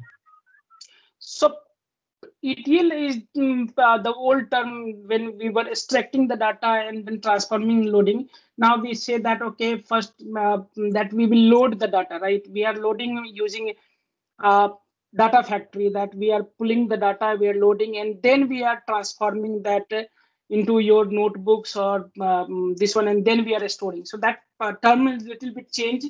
ELT to ETL, ETL to ELT, some way say, or like that one. But basically you need to have data factory which can ingest your data. Somewhere you have to use compute for running the big data. If you have too much data, you have to use either Databricks or some other compute which can transform your data based on your need. And then somewhere you have to have a store, because that raw data you cannot connect very easily from Power BI, because you have to have some data, maybe data warehouse where you are going to store that data into different format than not relational database. Relational database is basically we may store as a relational or file based, but when you are going to connect from Power BI, you have to have that star schema kind of feature where you have fact and dimension, that for 2020 how much income is there, right? That kind of scenario, if you go and write the total query out of database, relational database is going to take forever time to run that one and render that one. So that is how we have to use this kind of services into Azure world also. But this service, if you see that Synapse which we are going, you do not have to go to Azure Data Factory to create that one, because Synapse has that inside the Synapse Studio for compute scenario. this has a compute. If you want to use a Spark compute, or if you want to use a SQL compute, both can be used in between. And then if you want to try restore the data, this provides the SQL warehouse inbuilt out of that one, so you can store that one. And also for Power BI, you can connect directly to Synapse Analytics and you can render that one. So depending upon choice that you want to manage these 4-5 services all separate and then monitor that way, or you want to manage one services and do all the operations at once and one place and monitor very easily. Okay, thank you for the detailed answer. Thank you. So quickly, I have created my Synapse workspace, but I want to show that how you can create that resource because it can take some time. So if you go to create the resources in Azure portal, and whatever databases I talked about, if you go in database section, then you can find that whatever I was talking about, SQL managed instance or SQL databases, Cosmos, Postgre or MySQL, or SQL Server on VM, you can create, Redis you can create. So that you can do all, or if you go into storage, you can have that Azure storage and data lake, you can create all these things. I'm going to create quickly Azure Synapse.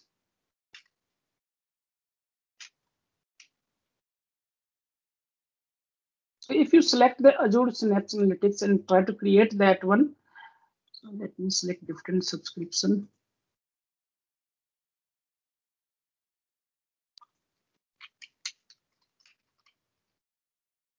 So you have to select as a reason for every service into, if you create in Azure, Azure is divided in subscription and resource group, the subscription and then resource group, and then you have to give that one which reason you want to create depending upon your business. Or in data world also, it depends upon where your data is there. It might be possible that if you create the data, your data is existing in somewhere in different data center, and if you create the compute in different data center, you are going to pay a lot because it will pull the data from that center to this center, this data center, and it is going to do that one. So that also one of the reason where we say that, okay, keep that in same place. And that another feature in another place is that if you are going to keep the data into different place, and if that it is going to take some time to bring in that compute, it is going to affect your timelines also, right? So that also you have to think about when you are going to design. So these things we have to only provide that which Gen 2, either you select one Gen 2 Azure storage, or either you can create the new one where all the metadata and other things will be stored by Synapse. You can use that Gen 2 data lake Gen 2 for storing other data also, but you can connect different data sources also. So that is not a problem. So, but yeah, we have to give one Gen 2 database where you can go ahead and create that one. So if you go into create purpose, so there are other things also. If you want to put this one into your network, your office network, corp network, then you can do that one also. If you want to enable server security, like right now, I'm not going to give the SQL username and password. You can do that one. We can give the later also. And if you want to bring your key for encryption, that also you can do. So there are plenty of options we can do, but later also after creation of this also you can go and do that one. So if I go and create that one, let me create, but yeah, it will take some time. Till that time I will go and I will open whatever I had created before that one. So once it is created, it will look like this one. So this is your Synapse workspace name, whatever resource we have, the resource group we have chosen, whatever location we have chosen, which is the file system Gen 2 we have given and other details. And when you create, you will get only one SQL pool which is built in. Later we have to create manually that we want to dedicate it or not. Why? Because serverless is going to be charged based on whatever query you are going to run. So that is not charged. But if you create that dedicated or a Spark pool, that is charged based on how much time it is on. So that is by default, that option is not there, but you can go ahead and do that one. And but do check that one, that how it is going to charge. So better to have after some time there is setting, I will go through and share that so that if it is not running for 15 minutes or 1 hour, you can go ahead and it will automatically pause that one. So that you can go and do that one. going a little bit more deeper, so you can set that admin, that your Active Directory, your local, if you are working in any office where you have AAD, Azure AAD configured, then you can set up the SQL admin, Active Directory admin, and depending upon pools, you can go and see the pools. Encryption is one option where you can choose that which kind of encryption will happen for your SQL pools, and this you should always, you must enable for that one, because this is one security feature for that one, that has good practice. The other good practice, the other things which we have, that if you have worked on that one, there are different kind of identity in place for Azure, working in Azure. So we have UPL. So each and every people, we got a user identity, right?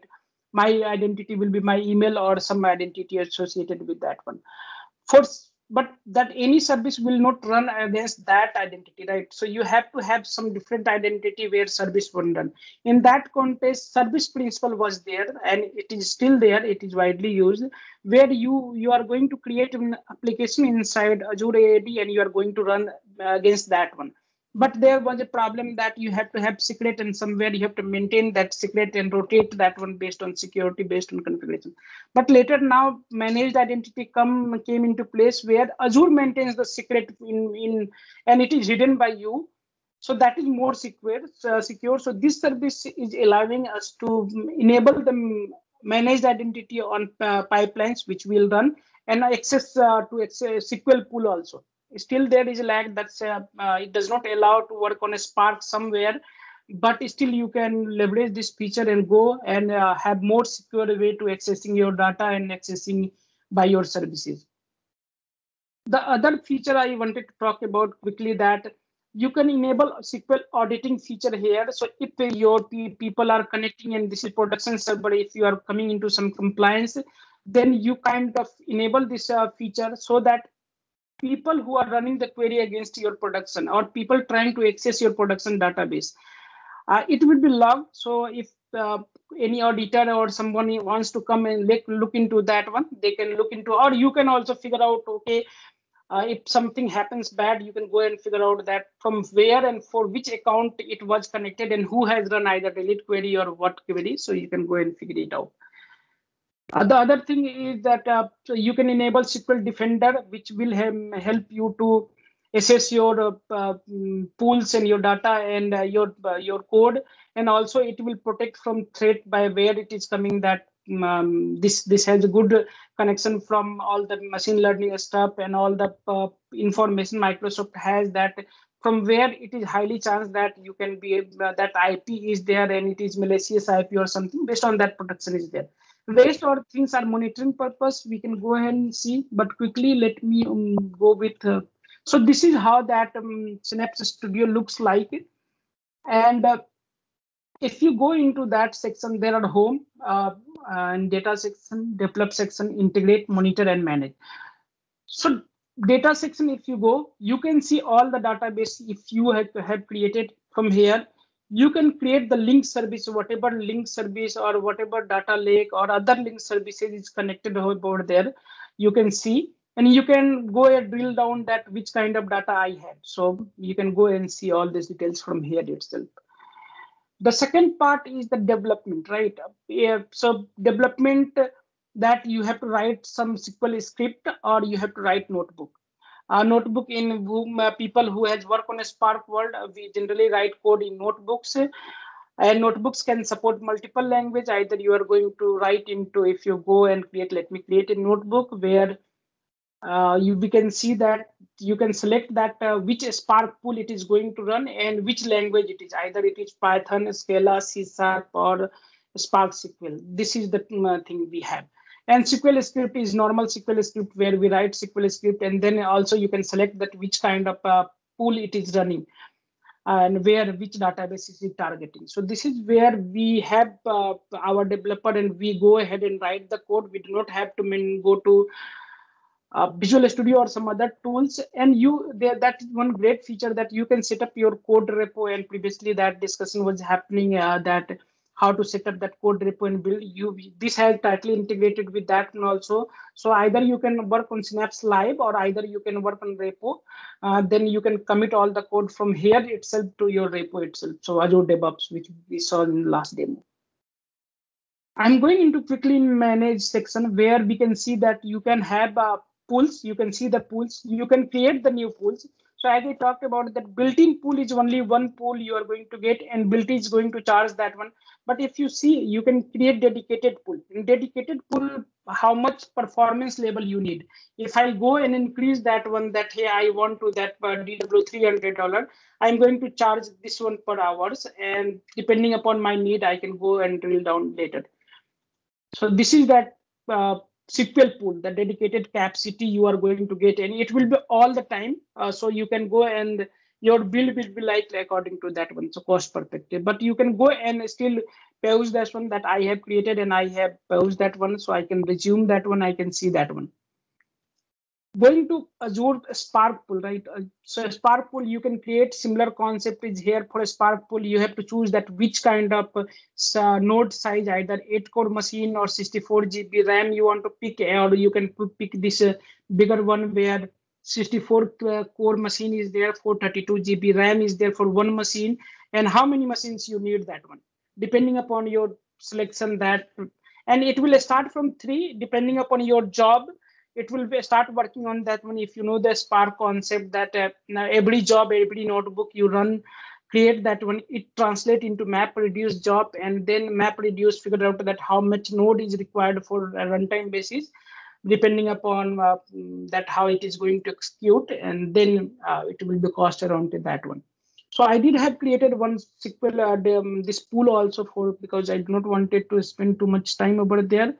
And then once you do have all this service, you can create the link service. Link service is that where you are going to choose all the services, like you have to pull the data, you have to consume the data from the blob storage, you have to bring the data from Impala or Cosmos DB for ingestion purpose, or maybe for storing purpose. So you have to connect that one. You have to, there are plenty of services. Key Vault is one a good service where you can store your secrets, so you do not have to hard code anything.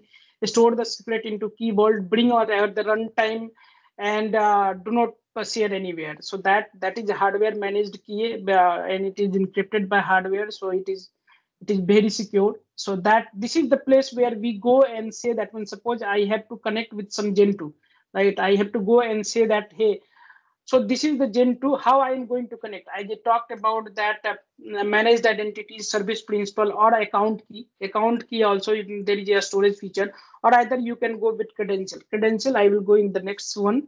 And then you can select which credential was there, and then you can put that whatever your data lake name is there. So if I go into my back, when we saw that one default data lake we have to create into when we create that one.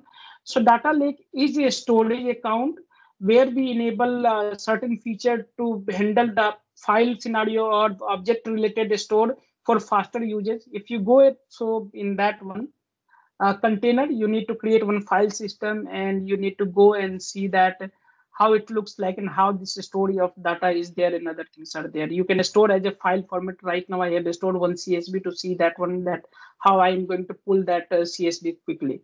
So this is how this data lakes looks like. So we can go and see that all the data, and we can connect with link service and do that one. And then we have that trigger. If you are dealing with ingestion service, how much when that ingestion service will be triggered, either it will be triggered daily wise, or either it will be triggered 8-hour wise, or which kind of schedule you want to do, tumbling wise, or based on any event you want to do, that also you can configure for that one. Then integration runtime, where that your pipeline is whatever is going to run either in Azure or either you're hosted somewhere into your data center, that also can be placed. So then you have a big team and you are working over there. People you want to add in this Synapse workspace, who are the people you want to add that one, which service principal or people you can add from access control. The credential section, which we talked about, we can should say that, okay, I want to use service principal, but my principal ID is this one, but my key service principal key is linked into my Azure Key Vault for safety feature. So that way you can bring that one. By default, Azure uses Spark 3 right now, and if you want to upload any custom packages on a Spark, you can do from here. And if you want to connect any repo for automatic commit from this place only, you can configure that one also. And these are the place where you can go and monitor if you are running some pipeline or if you are running some SQL, then you can go and see that who has run the SQL and what was the response and what was the notebook and job run on that Spark cluster. So this is all about monitoring. Let me go quickly to this place and then I will try to create few script and let's run that one. So the scenario here, I'm trying to see that I have some data into my Gen2 data lake, and I want to bring that, create the external table out of that one so that I can run some query. Because if I go and run the, I can open that notebook, CSV file, and that CSV file will be normal Excel file, right? So let me go and create one quickly. So the very first thing in the big data world, we have to say that which type of for file format we are going to handle. Right now, I'm going to handle the delimited text with comma separated file, but I can have Parquet format, whatever format, text format or the other format also. I can go and run. And this where I'm running, that is in built-in server dedicated. So whatever query I'm going to running, I am going to charge based on that one. Where is my data? That I have to put the location, and then also you can optionally put the credential, that which kind of credential you want to use that for accessing this data source. So you can put that one quickly, and then based on that one, in SQL world, we generally use to create the table where we specified that which kind of table is there. But here we just put that external table because we are just pointing that file underlying file folder and saying that, hey, I want to put this schema out top of that file so that it will be read like that one. So let me go ahead and run this one. Now my table is created, and this is external table similar to SQL world. And now I can go and try to run and see that one if I am able to see some data. So this data is not a relational data, right? I have put my CSV file over there, and I am able to get the CSV file data as quick as a SQL server can get. And this is one file I'm talking, but it can have petabyte of data or terabyte of data, whatever scale we want to handle, because data lake can handle that one, and this pools also can is built for that purpose only. So this is one place where we go and write certain kind of thing. Now, if we go and try to run a notebook, this was people who are the familiar with SQL background, right? Coming from SQL world, or generally analyst or managers who does not go to writing notebook or Python code, they can go here and do that one. But if you want to go into notebook world, so notebook is generally where we say that, okay, I am going to write which language, that main language, but inside the cell also. So notebook is a concept where your code is dedicated and divided into different cells. You can write that way. So, and if suppose I have to read the file, so this is, I'm saying that one, hey, Spark, go ahead and read that one, this file which is stored here. And the option will be that, because this is CSV file, I know that top first line will be header file, right? So let's go and read that one. I have selected the Spark, but I have given the magic command over here also. So I can write using magic command Python or somewhere in this cell also. Now using this one, it will go and run this one. Let me run this one quickly. It will take some time to start the Spark cluster. If you guys have any question till that time, then I can take. I think I'm the time 5 minutes. I will take more and then I will finish quickly.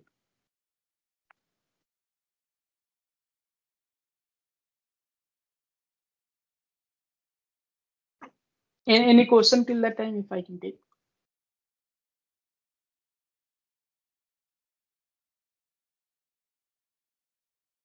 Did I went too fast?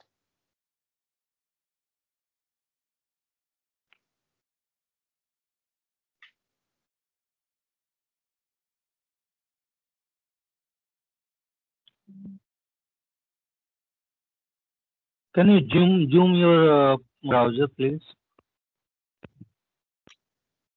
Thank you.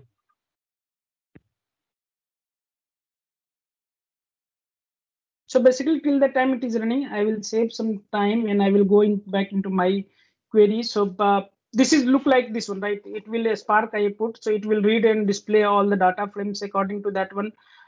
Same thing, you can use that Python code, Spark code, and you can do that way also you can do. And on the top of that one, you can use the display command to print that one. And then using that Spark SQL, we can create the database, we can store the data into the database, the SQL, not SQL database, this will be a Spark database.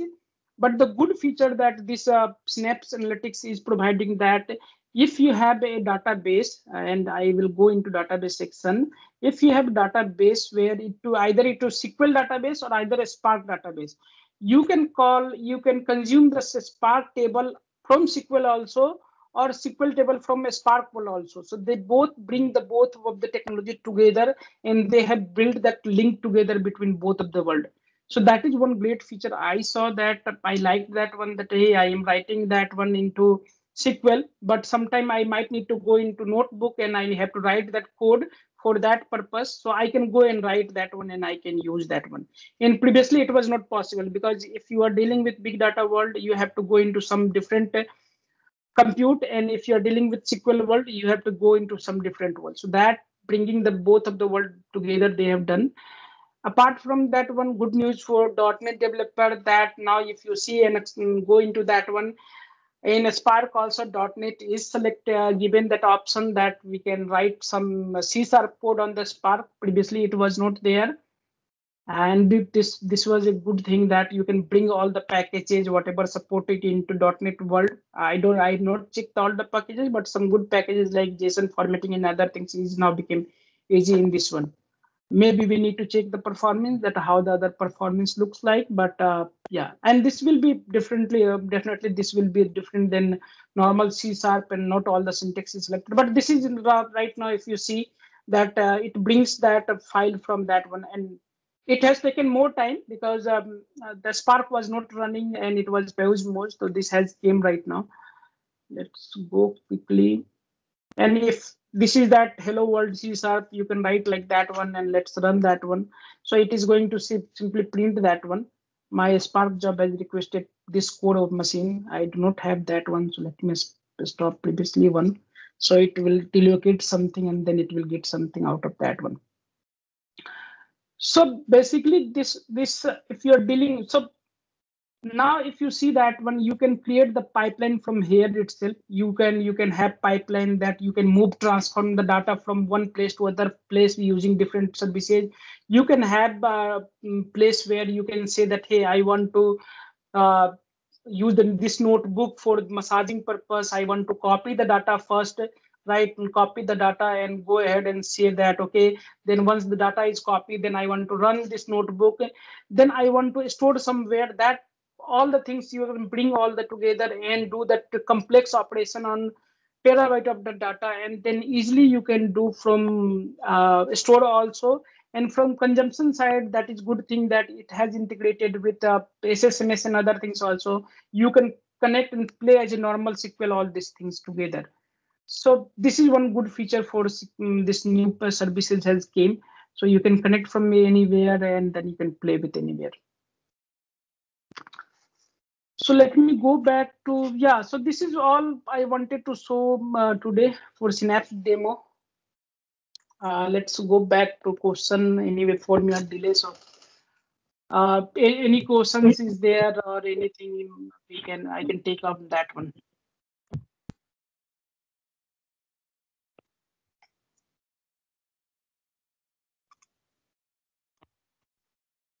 So I just wanted to have one suggestion, that one of my friend Rame wanted to be a data scientist. So how should he start with that?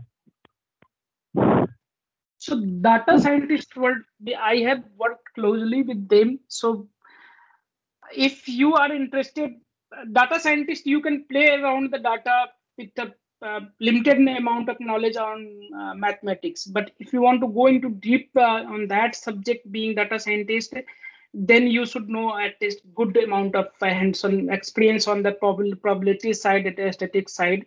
because that is the base thing. And also other things where if you want to go into deeper, like computer vision, or if you want to build something anonymous car kind of models for that one, so that brings that one. But if that is, if you want to go also before that one also, you can use packages, and you can be that one. So it will help you. So you use, and you can go and use the inbuilt packages. But if you want to be, you really want to build your own package, then you have to have that knowledge.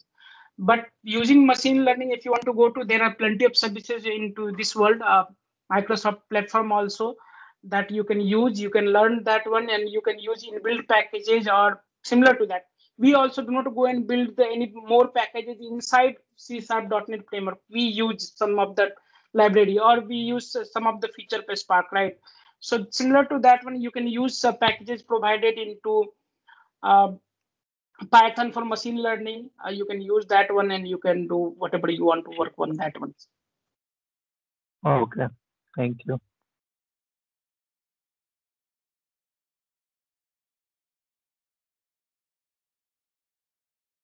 If any other question is there, then I can take that one. Or if you want to connect with me, and so you can connect with me on LinkedIn, Twitter, Slack, and let me post the feedback form. Please give me feedback how we can improve.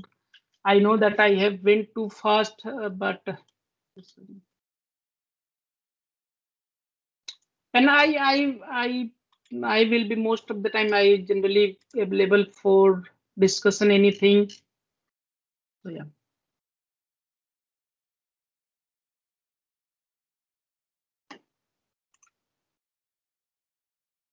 I think I'm done. So you guys can take over. Okay, thank you, Balram Prasad sir. So it was one insightful knowledge about the services of Azure.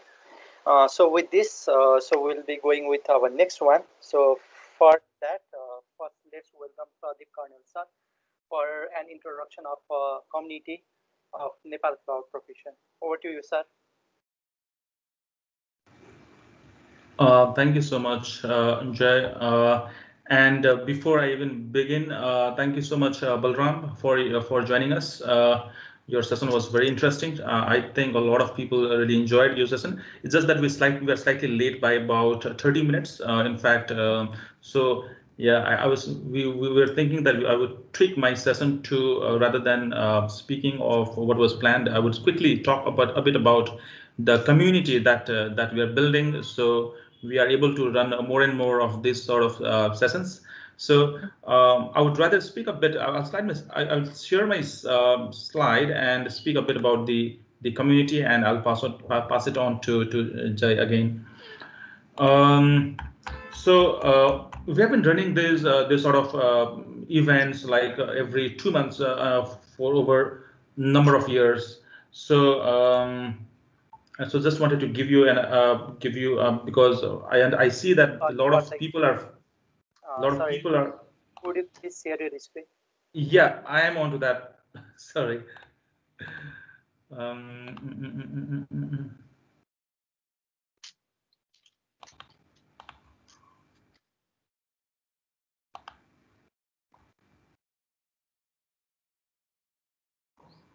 So where is it?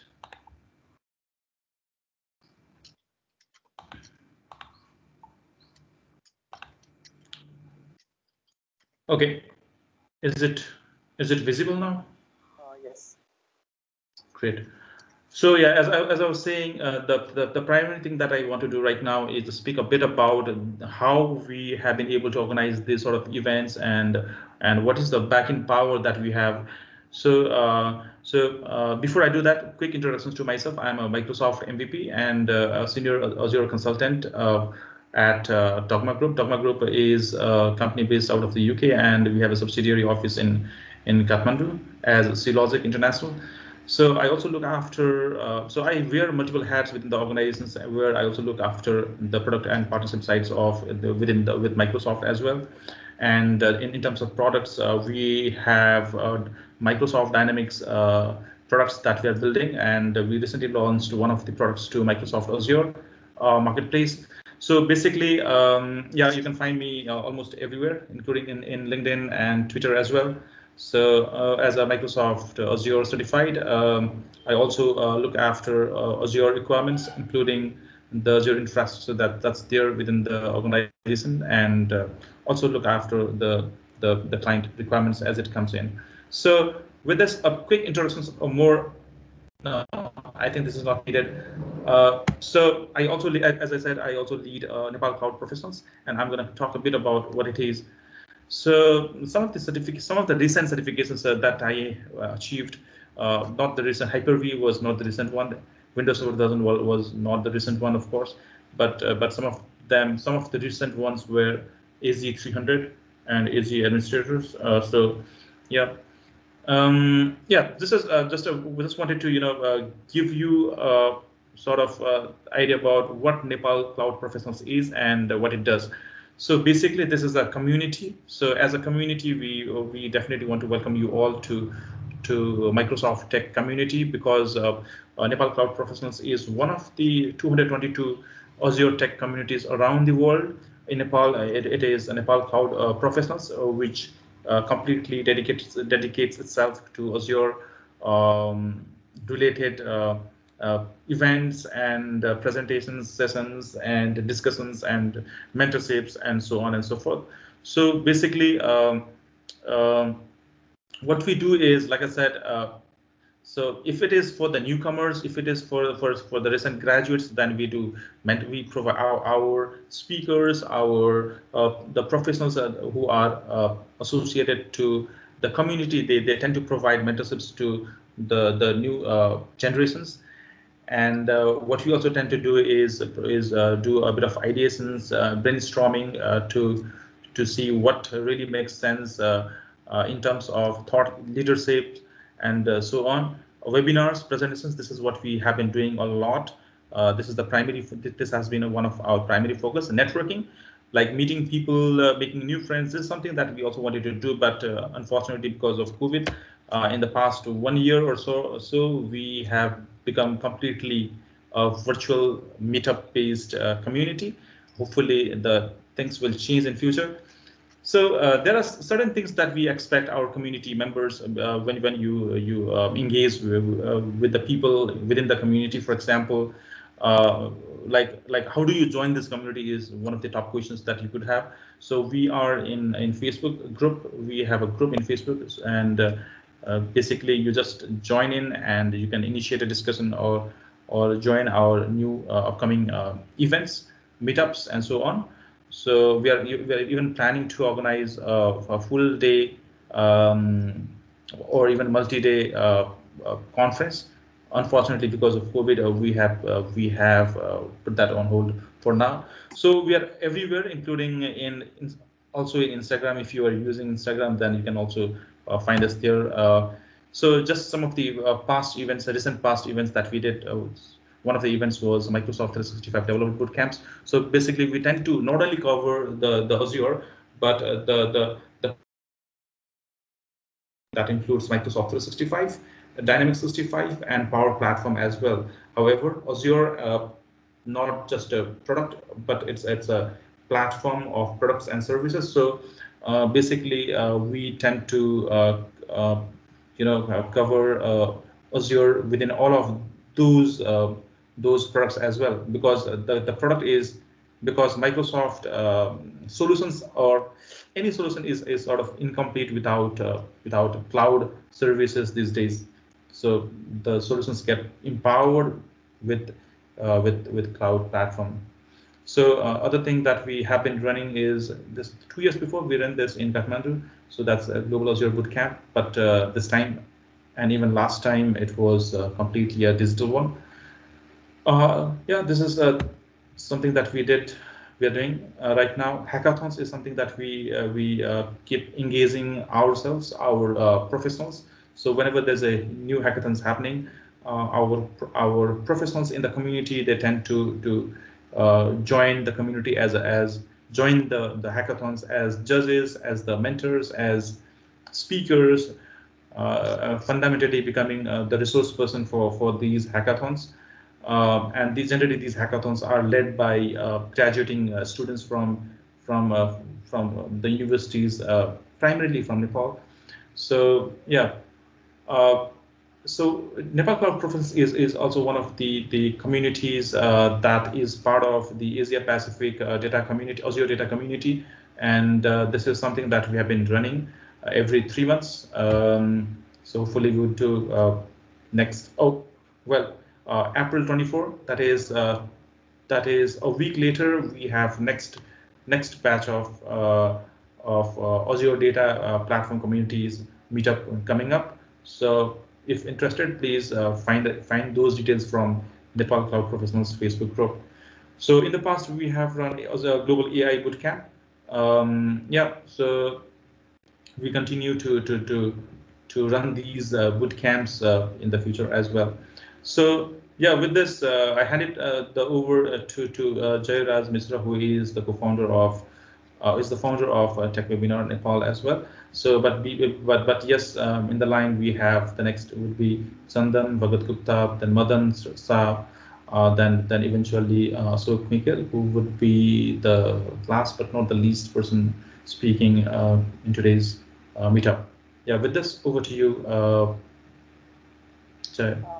Thank you, sir. Yeah, it was a very overall nice activity doing within the community.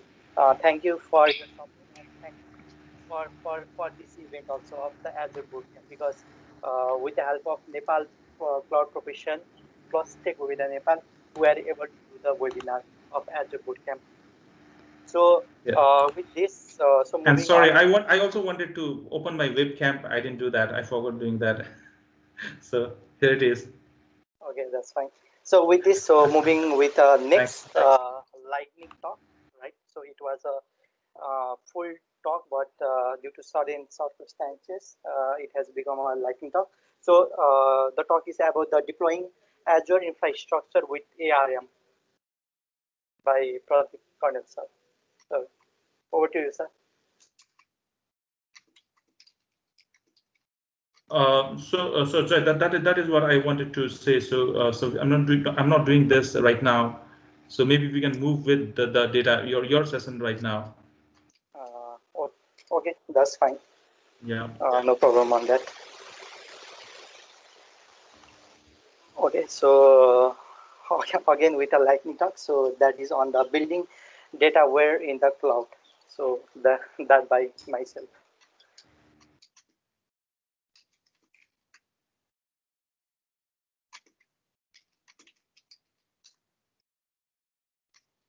Let me share my screen.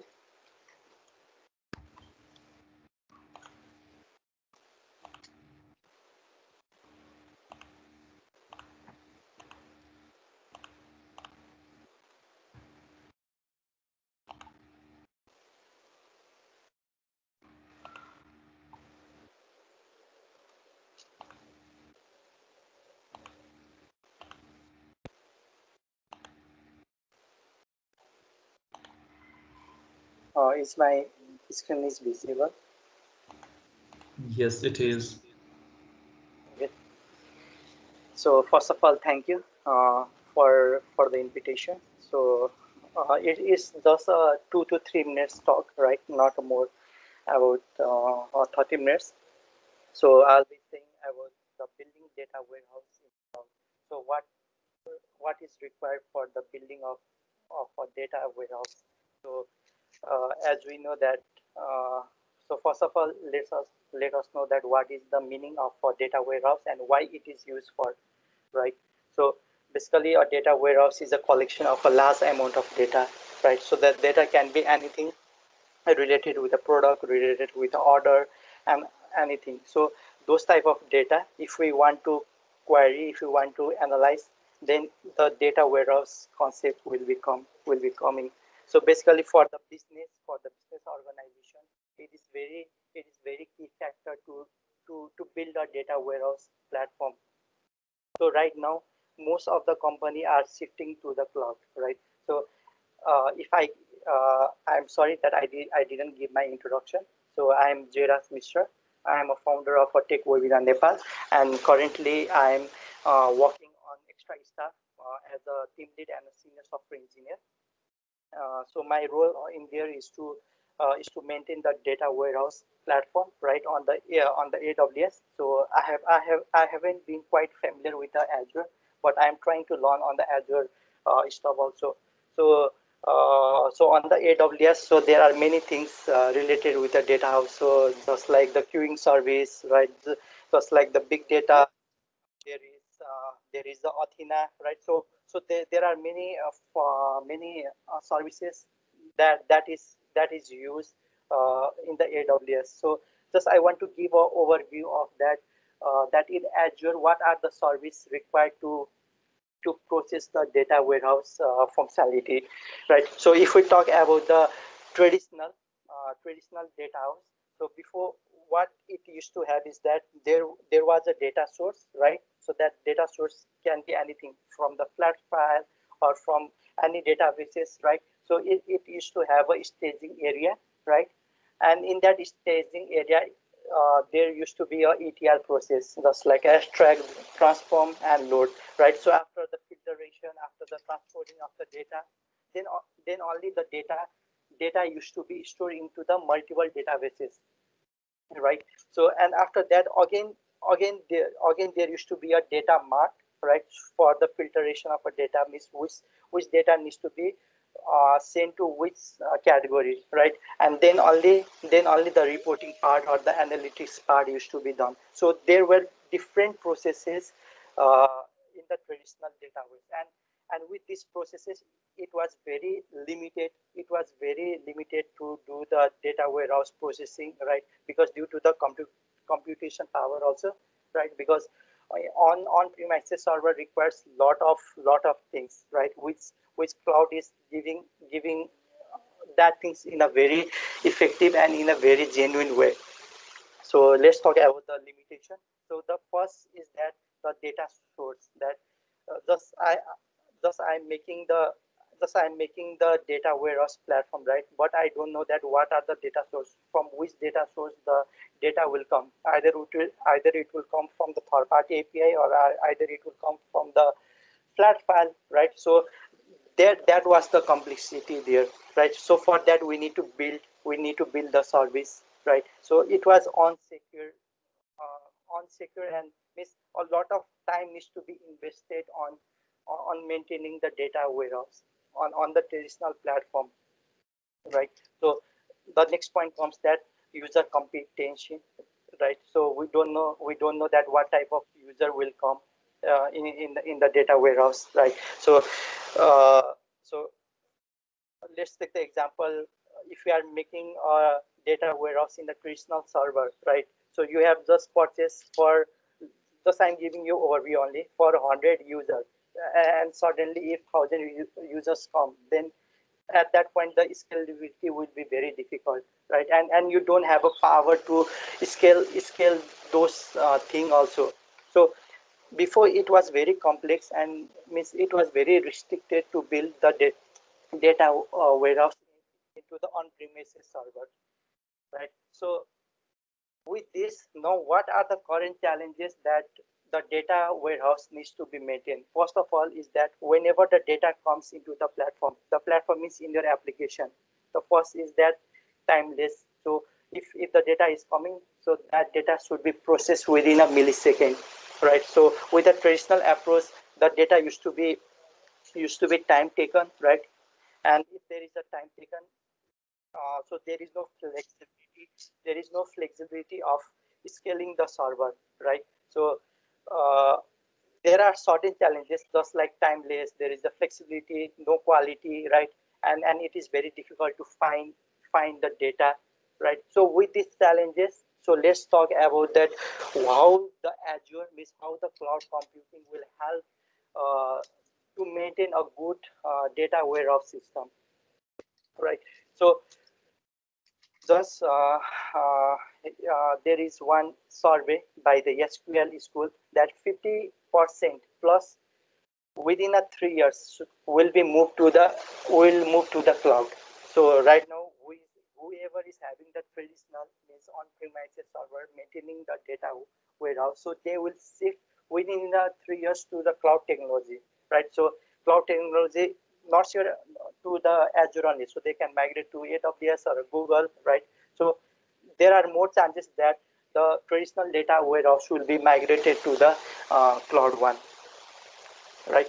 And why? So why it will be migrated? So one of the thing is that there will be a huge data, right? So if there will be a huge data, so there is no functionality, no service to manage that one.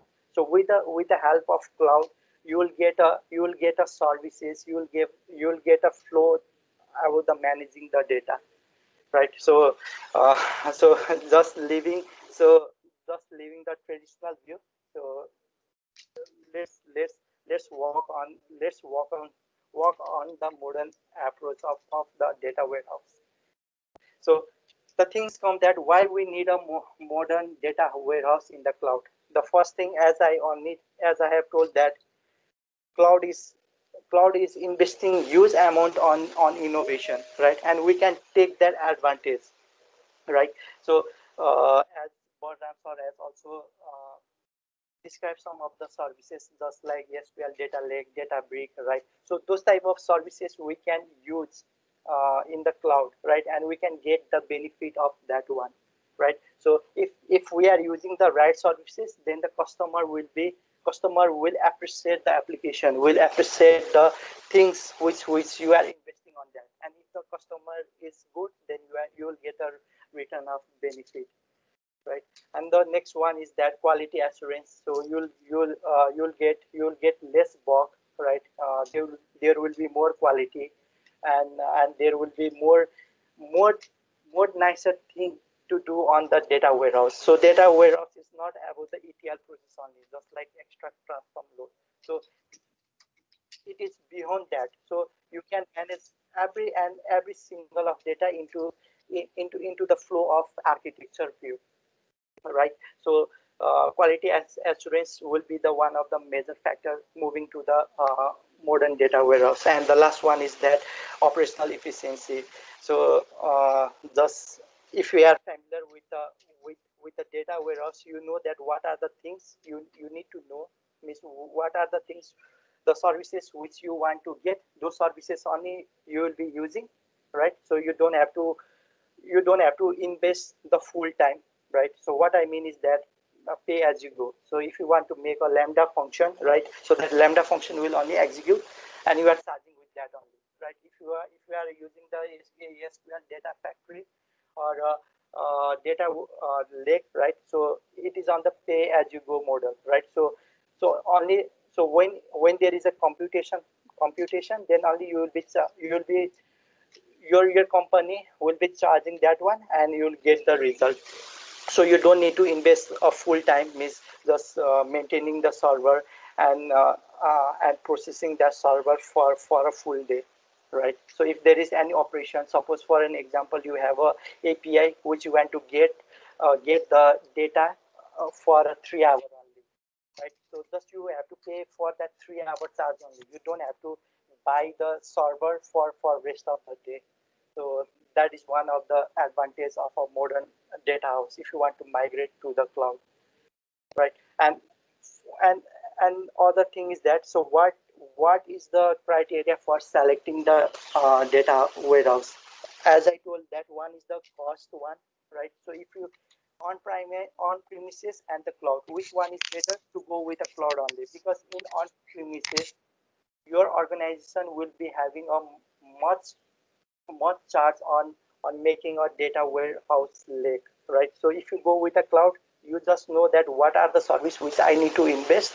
So you just pay as you go, just pick up the services, and that services will translate your data into your data into your database, right? And one of another benefit of going with the cloud is that meet current and future needs. So we don't know that means what type of data we are getting, right? So if you go with Microsoft, with Google, or with AWS, they are investing their time on new technology, just like if Azure, Cosmos DB, right? AWS, DynamoDB. So yeah, so they are investing their time on new technology, and with the help of new technology, we can get the advantage of that, right?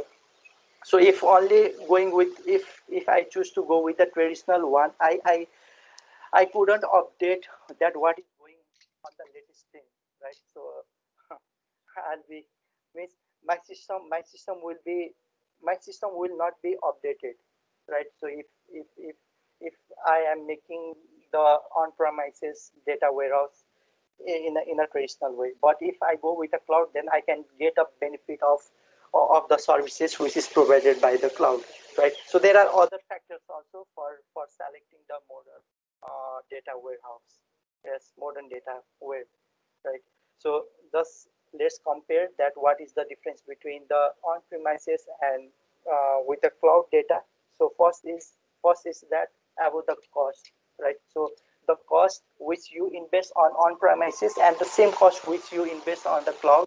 So the cost in the cloud will be very low, right? So you will be getting features of scalability and elasticity. So you can scale your services, right, at any time, at any moment, at any day. But with on-premises, you need to buy the server, you need to maintain the team, right? So there are lots of investment which you have to do while building a on-premises data warehouse. But with a cloud one, within a single click, like within a single click, you can get all the features which is provided by the cloud, right? And other thing is that about the data protection and recovery, cost of security branches, delay and downtime, right? So you will be getting all type of features from the cloud, right? So this can be also possible on the on-premises, but rather than for the on-premises, you need to hire the developer, right? You need to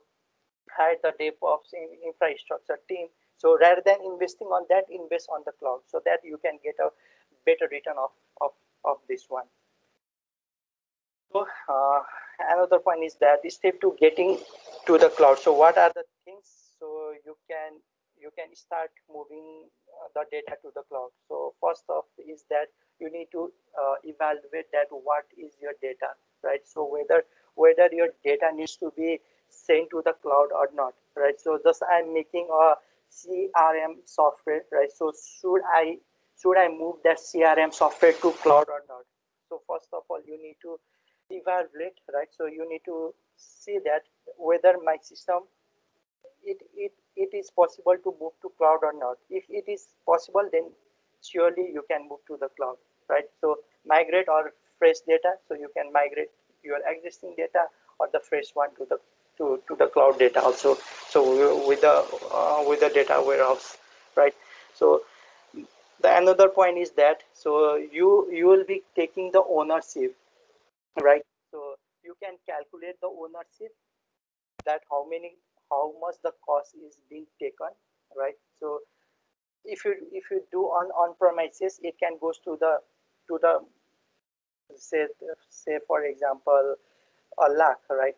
But if you do the cost of data warehouse or your infrastructure level to the cloud server, it can come to the thousand, right? So there is a better chance that your cost will reduce if you move your data means data warehouse to the cloud, right? And it is a best solution also, because lots of today the company is moving their native data to the cloud, right? And other thing is that so you when you are trying to make an MVP of a product, so it is better to develop that product and put the data into the cloud, so that you will be so that your requirement time, the application which you want to make, that will be say that will be made very faster, right? Let's come with a Azure modern data ware. So what are the things that modern data warehouse is here in the Azure? So let's see this point, right? So first of all, for a data warehouse, what are the things that is required? One is the thing is that digest, right? So digest should be there. So this digest is the data, means for what are the data, from where the data is coming. So the data can be third-party API, or it can be from the CRM, right? It can be the data for emails, it can be the data for from the social media, or it can be the data for IoT, right? So those data needs to be ingested, right? Then after, the data needs to be stored, right? Then after storing the data needs to be prepared and trained, right? And after preparing and train, so on the prepare and train, what it will do is that it will transform and it will filter the unnecessary data, right? And after that, the data will be stored in your data warehouse, right? So data warehouse can be having a multiple database, or can be have a single database, right? And after storing the data into a model, into an instance, so that data could be shown on the BI platform, reporting platform, right? Or that data can be sent to the AI also, or the advanced analytics also. So this is a overview concept of that, how the modern data warehouse work. So ingest, store, prepare, model, and sort, right? So this is a basic overview of a modern one. So just let me show you the traditional one. So in the traditional, what was there? That there was a data source, staging area, warehouse, data mart, and that is the where you want to send to the data.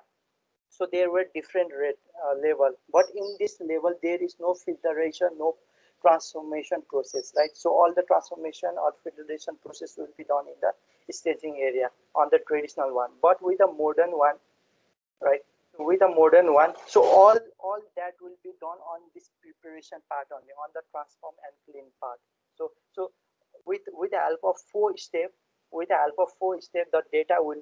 the data can be processed to the data warehouse. So this is a general concept of how the cloud data warehouse is working. So whether you go with a Google or AWS, so this same model is being used in their cloud provider platform, right? So let's talk with the Azure one. So what are the services we need to use to build a data warehouse? So if we are talking with the ingest, so Azure Data Factory, right? So this is the service we need to use to ingest the data, right? So this can be, the data can come from any source, right? From the flat file, or from structured file, from the API, or from different server, database. So those data can be ingest, then after it can be stored to the Azure Block Storage, right? We have to prepare and train the data using a data break, right? And after preparing the data, so we can go with a Power BI to show on the presentation layer, or in the storage, so we can store so we can use the query of SQL, Azure SQL data warehouse, and can show the result on the view. Yeah, so these are some of the services which you have to use for the Azure to build a modern data warehouse, right? So if coming with a big data, so the same concept is here only, as to the any log file or the media file on structured data, so that will be ingested by the Azure Data Factory. We can store that one, we can prepare and train the data, right? We can store on the Cosmos DB and can show on the web application. Or if you want to use the power of a Power BI, so that can be also sent to this one. So there are many services where we can use the data warehouse in Azure. So just you need to know that what are the services, what are the steps, right? So if you are familiar with that steps, if you are familiar with the flow, then it is very easy to migrate from traditional data house to the modern data house, right? So at last, the conclusion which I have told. So my talk is not more about the in-depth part. Just I have given a general view only. So building a modern means building a data house. So more my talk was from transferring the traditional data house to the modern one, to the cloud one. So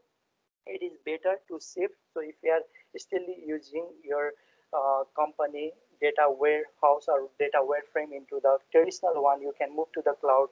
And in terms of cost, the cost is very low, right? So don't see the cost, only see the resources, right? So you don't need to hire the infrastructure level team, so that will be all managed by the cloud provider, right? So the investment is more on the developer, the investment is more on the project requirement, right? So if this things is done, then a good solution of data warehouse can be maintained on Azure, right? So I recommend to go with Azure, right? So not I'm speaking on the global Azure Bootcamp, but it is very nice on that one. So and I suggest you to, means whoever is using the traditional view or the on premises data warehouse, right? So they can shift to the cloud, right?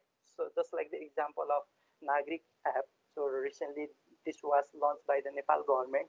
So their information is also in the cloud. So this diagram is of the Nagrik app. So you can go to the website of that one, and you can find this picture, right? So they have also the data warehouse in the Kathmandu, right? But some of the portion of the data they are using the cloud computing, right? So just like the service of SQL data lake, right? So I don't know about that one, but they are shifting their transformation, their data warehouse services to the cloud one, right? So it would be better to go with this one. So with this, I like to conclude my session, and thank you for giving me an opportunity to speak. So with this, so let's move with the next speaker. Pradeep sir, you there? Hello. Yes. So yeah, thank you so much, Jay, for your interesting session. Let's move quickly to the next session with Chandan Bhagat Gupta. Chandan, you're there on the call?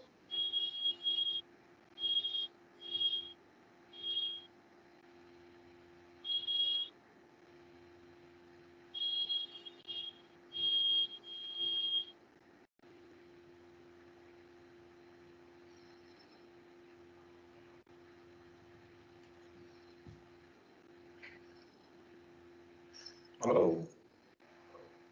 Can you hear me?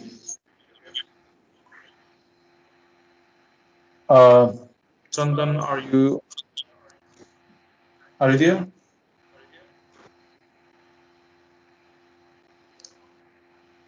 So Chandan is our next speaker, right?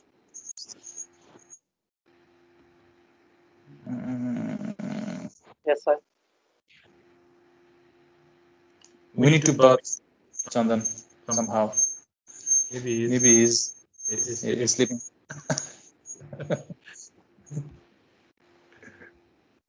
So we can go with the next one. Yeah, okay. Yeah, yes. So he's having some issues. So unable to unmute. Okay. So so would you like to rejoin? Drop off and rejoin. Can you hear me?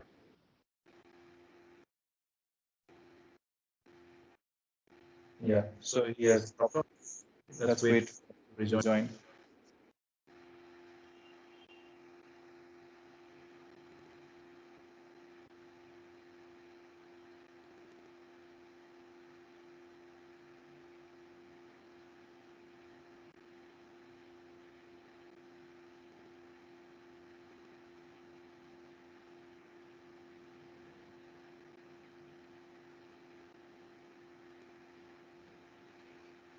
Hear me now? Hello. Yes, we can hear you. Hello. We can hear you. Yeah. A lot of issues. All right. Okay. Yeah, that's continue.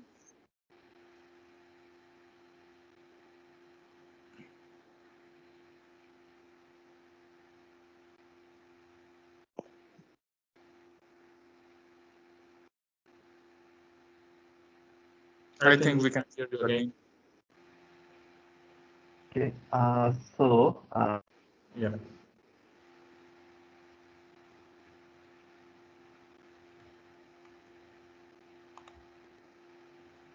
Let me start.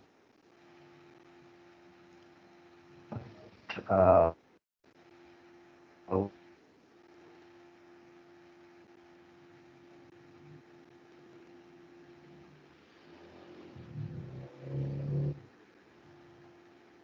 with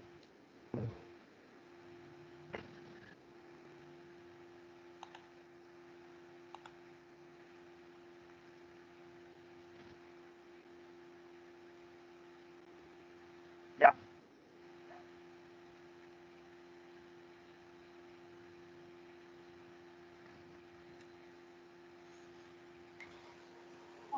Chandanji, please share your screen.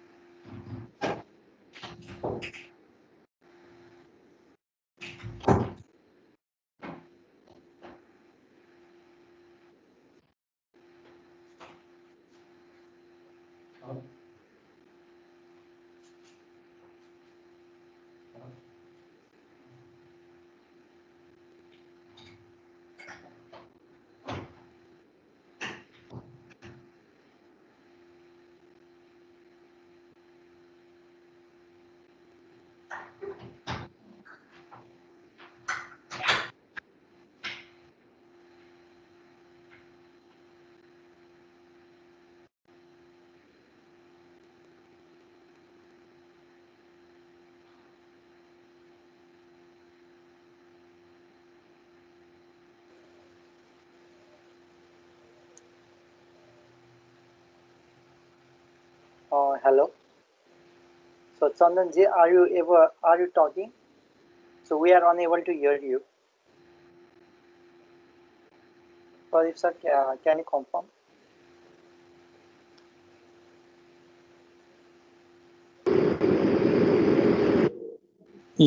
Yeah, I can't hear Chandan as well. He is on mute at the moment. Chandan, maybe you would need to join from your browser.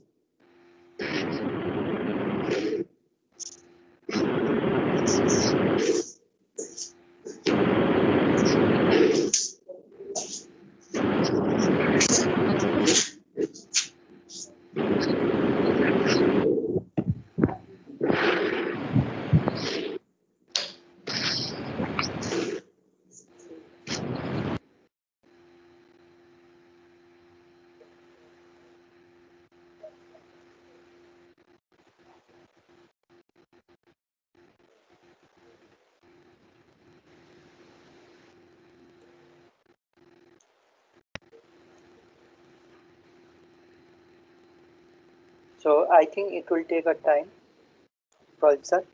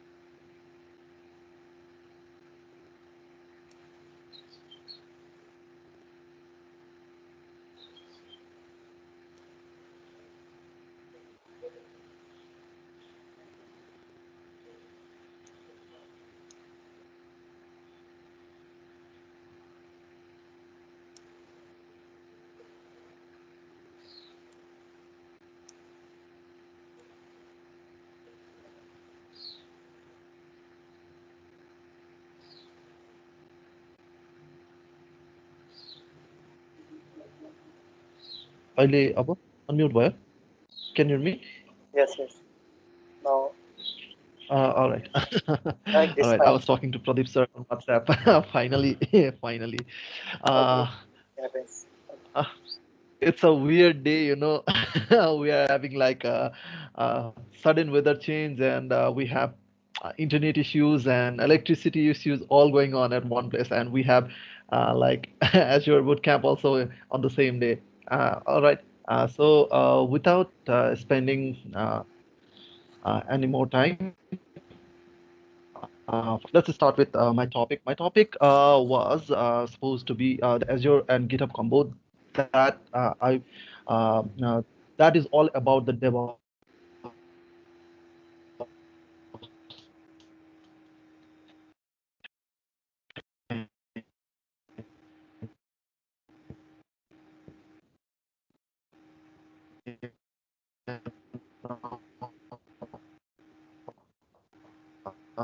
Most of the time when you are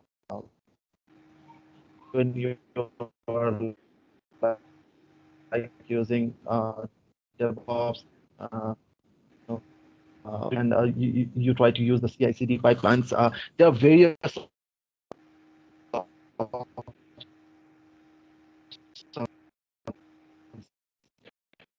right.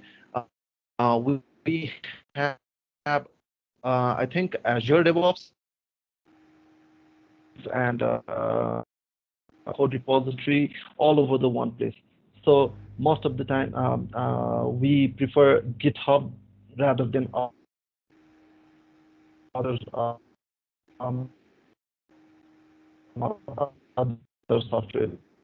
The reason the other system, let's say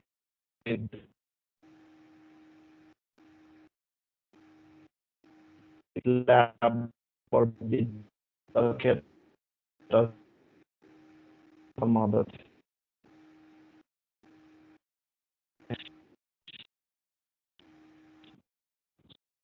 So more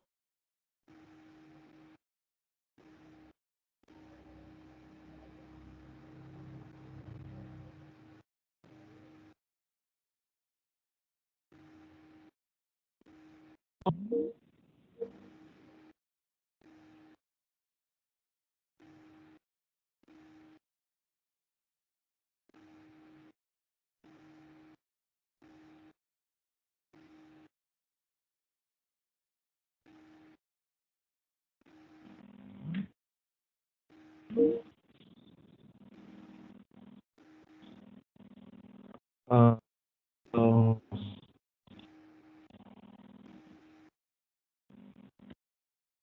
can you hear me?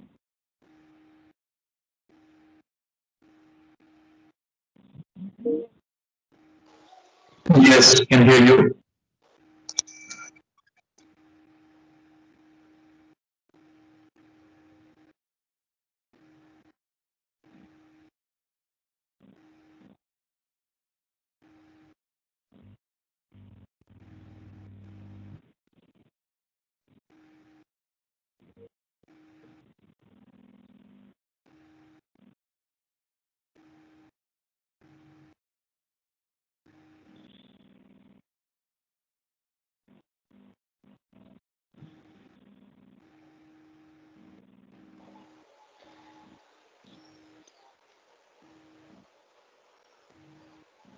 Yeah. There seems to be an internet issue. So let's move with the next speaker. So Pradeep sir, because as I think Sandan sir is having the internet issue.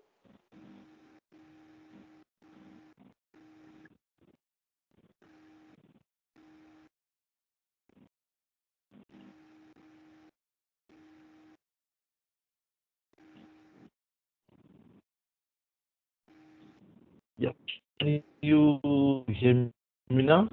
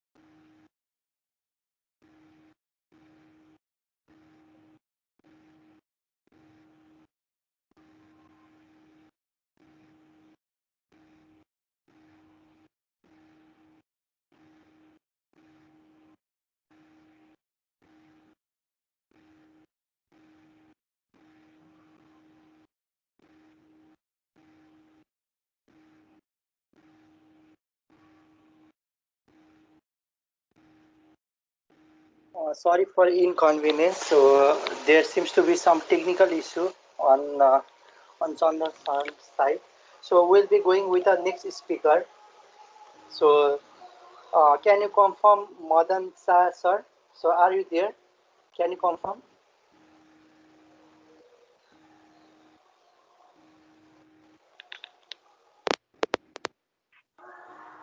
Yeah, I'm trying to reach Madan for the next session, but is Ashok in the call as well?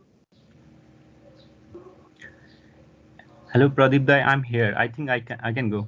I'm good to go. Yeah, that would be great, Ashok, because I tried reaching Madan. Maybe Madan said that he would join. It's me, Madan. It's not Ashok. Oh, Madan, you are going to get some beating today. Don't worry, I'll be coming to meet you tonight, maybe in the evening. So yeah, let's see how it goes. Right. Yeah, I think I'm ready for the presentation. Okay, that's great. Actually, I'm on my phone right now, so I didn't see whether you joined. Yeah. So thanks. Yeah. Let's continue. Yeah. Okay. So we'll be going with a Madan Shah session. So you'll be talking on the building and deploying a container and Azure Kubernetes service. So over to you, sir. Thank you. Thank you so much. Yeah. Hello, everyone. Like, am I audible, or like, do I need to like adjust my settings? Anything? No, it's your perfect. Your setting is perfect. Okay, just a minute.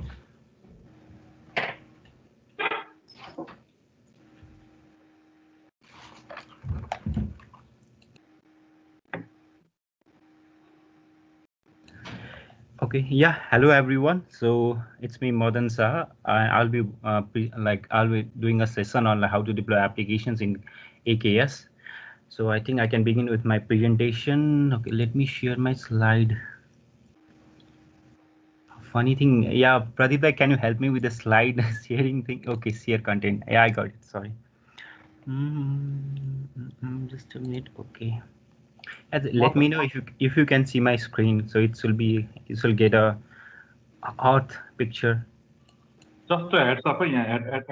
Yeah. So I'm saying, my phone message. So please don't expect any support from my side. Okay, who should I ask for help if I need it? Yeah. Your presentation is visible. Yes. Okay. Yeah. Let me take the presentation. Start the presentation. Okay. Okay. So, hi again. So I'll be presenting on deploying apps to AKS. I think I can. Okay. So about me, I'm a certified multi-cloud professional. I've been working for around 4 to 5 years. It's been more than 4 years. It's me working in the cloud environment. If you have any queries, if you want to reach out, you can reach out to me in LinkedIn. Yeah, that's about me. So let's start with some of my theoretical parts where I discuss I talk about some of the topics that I think most of you are pretty familiar with, or it might be a very nice time to have a intro to some of the AK or Kubernetes topics, right?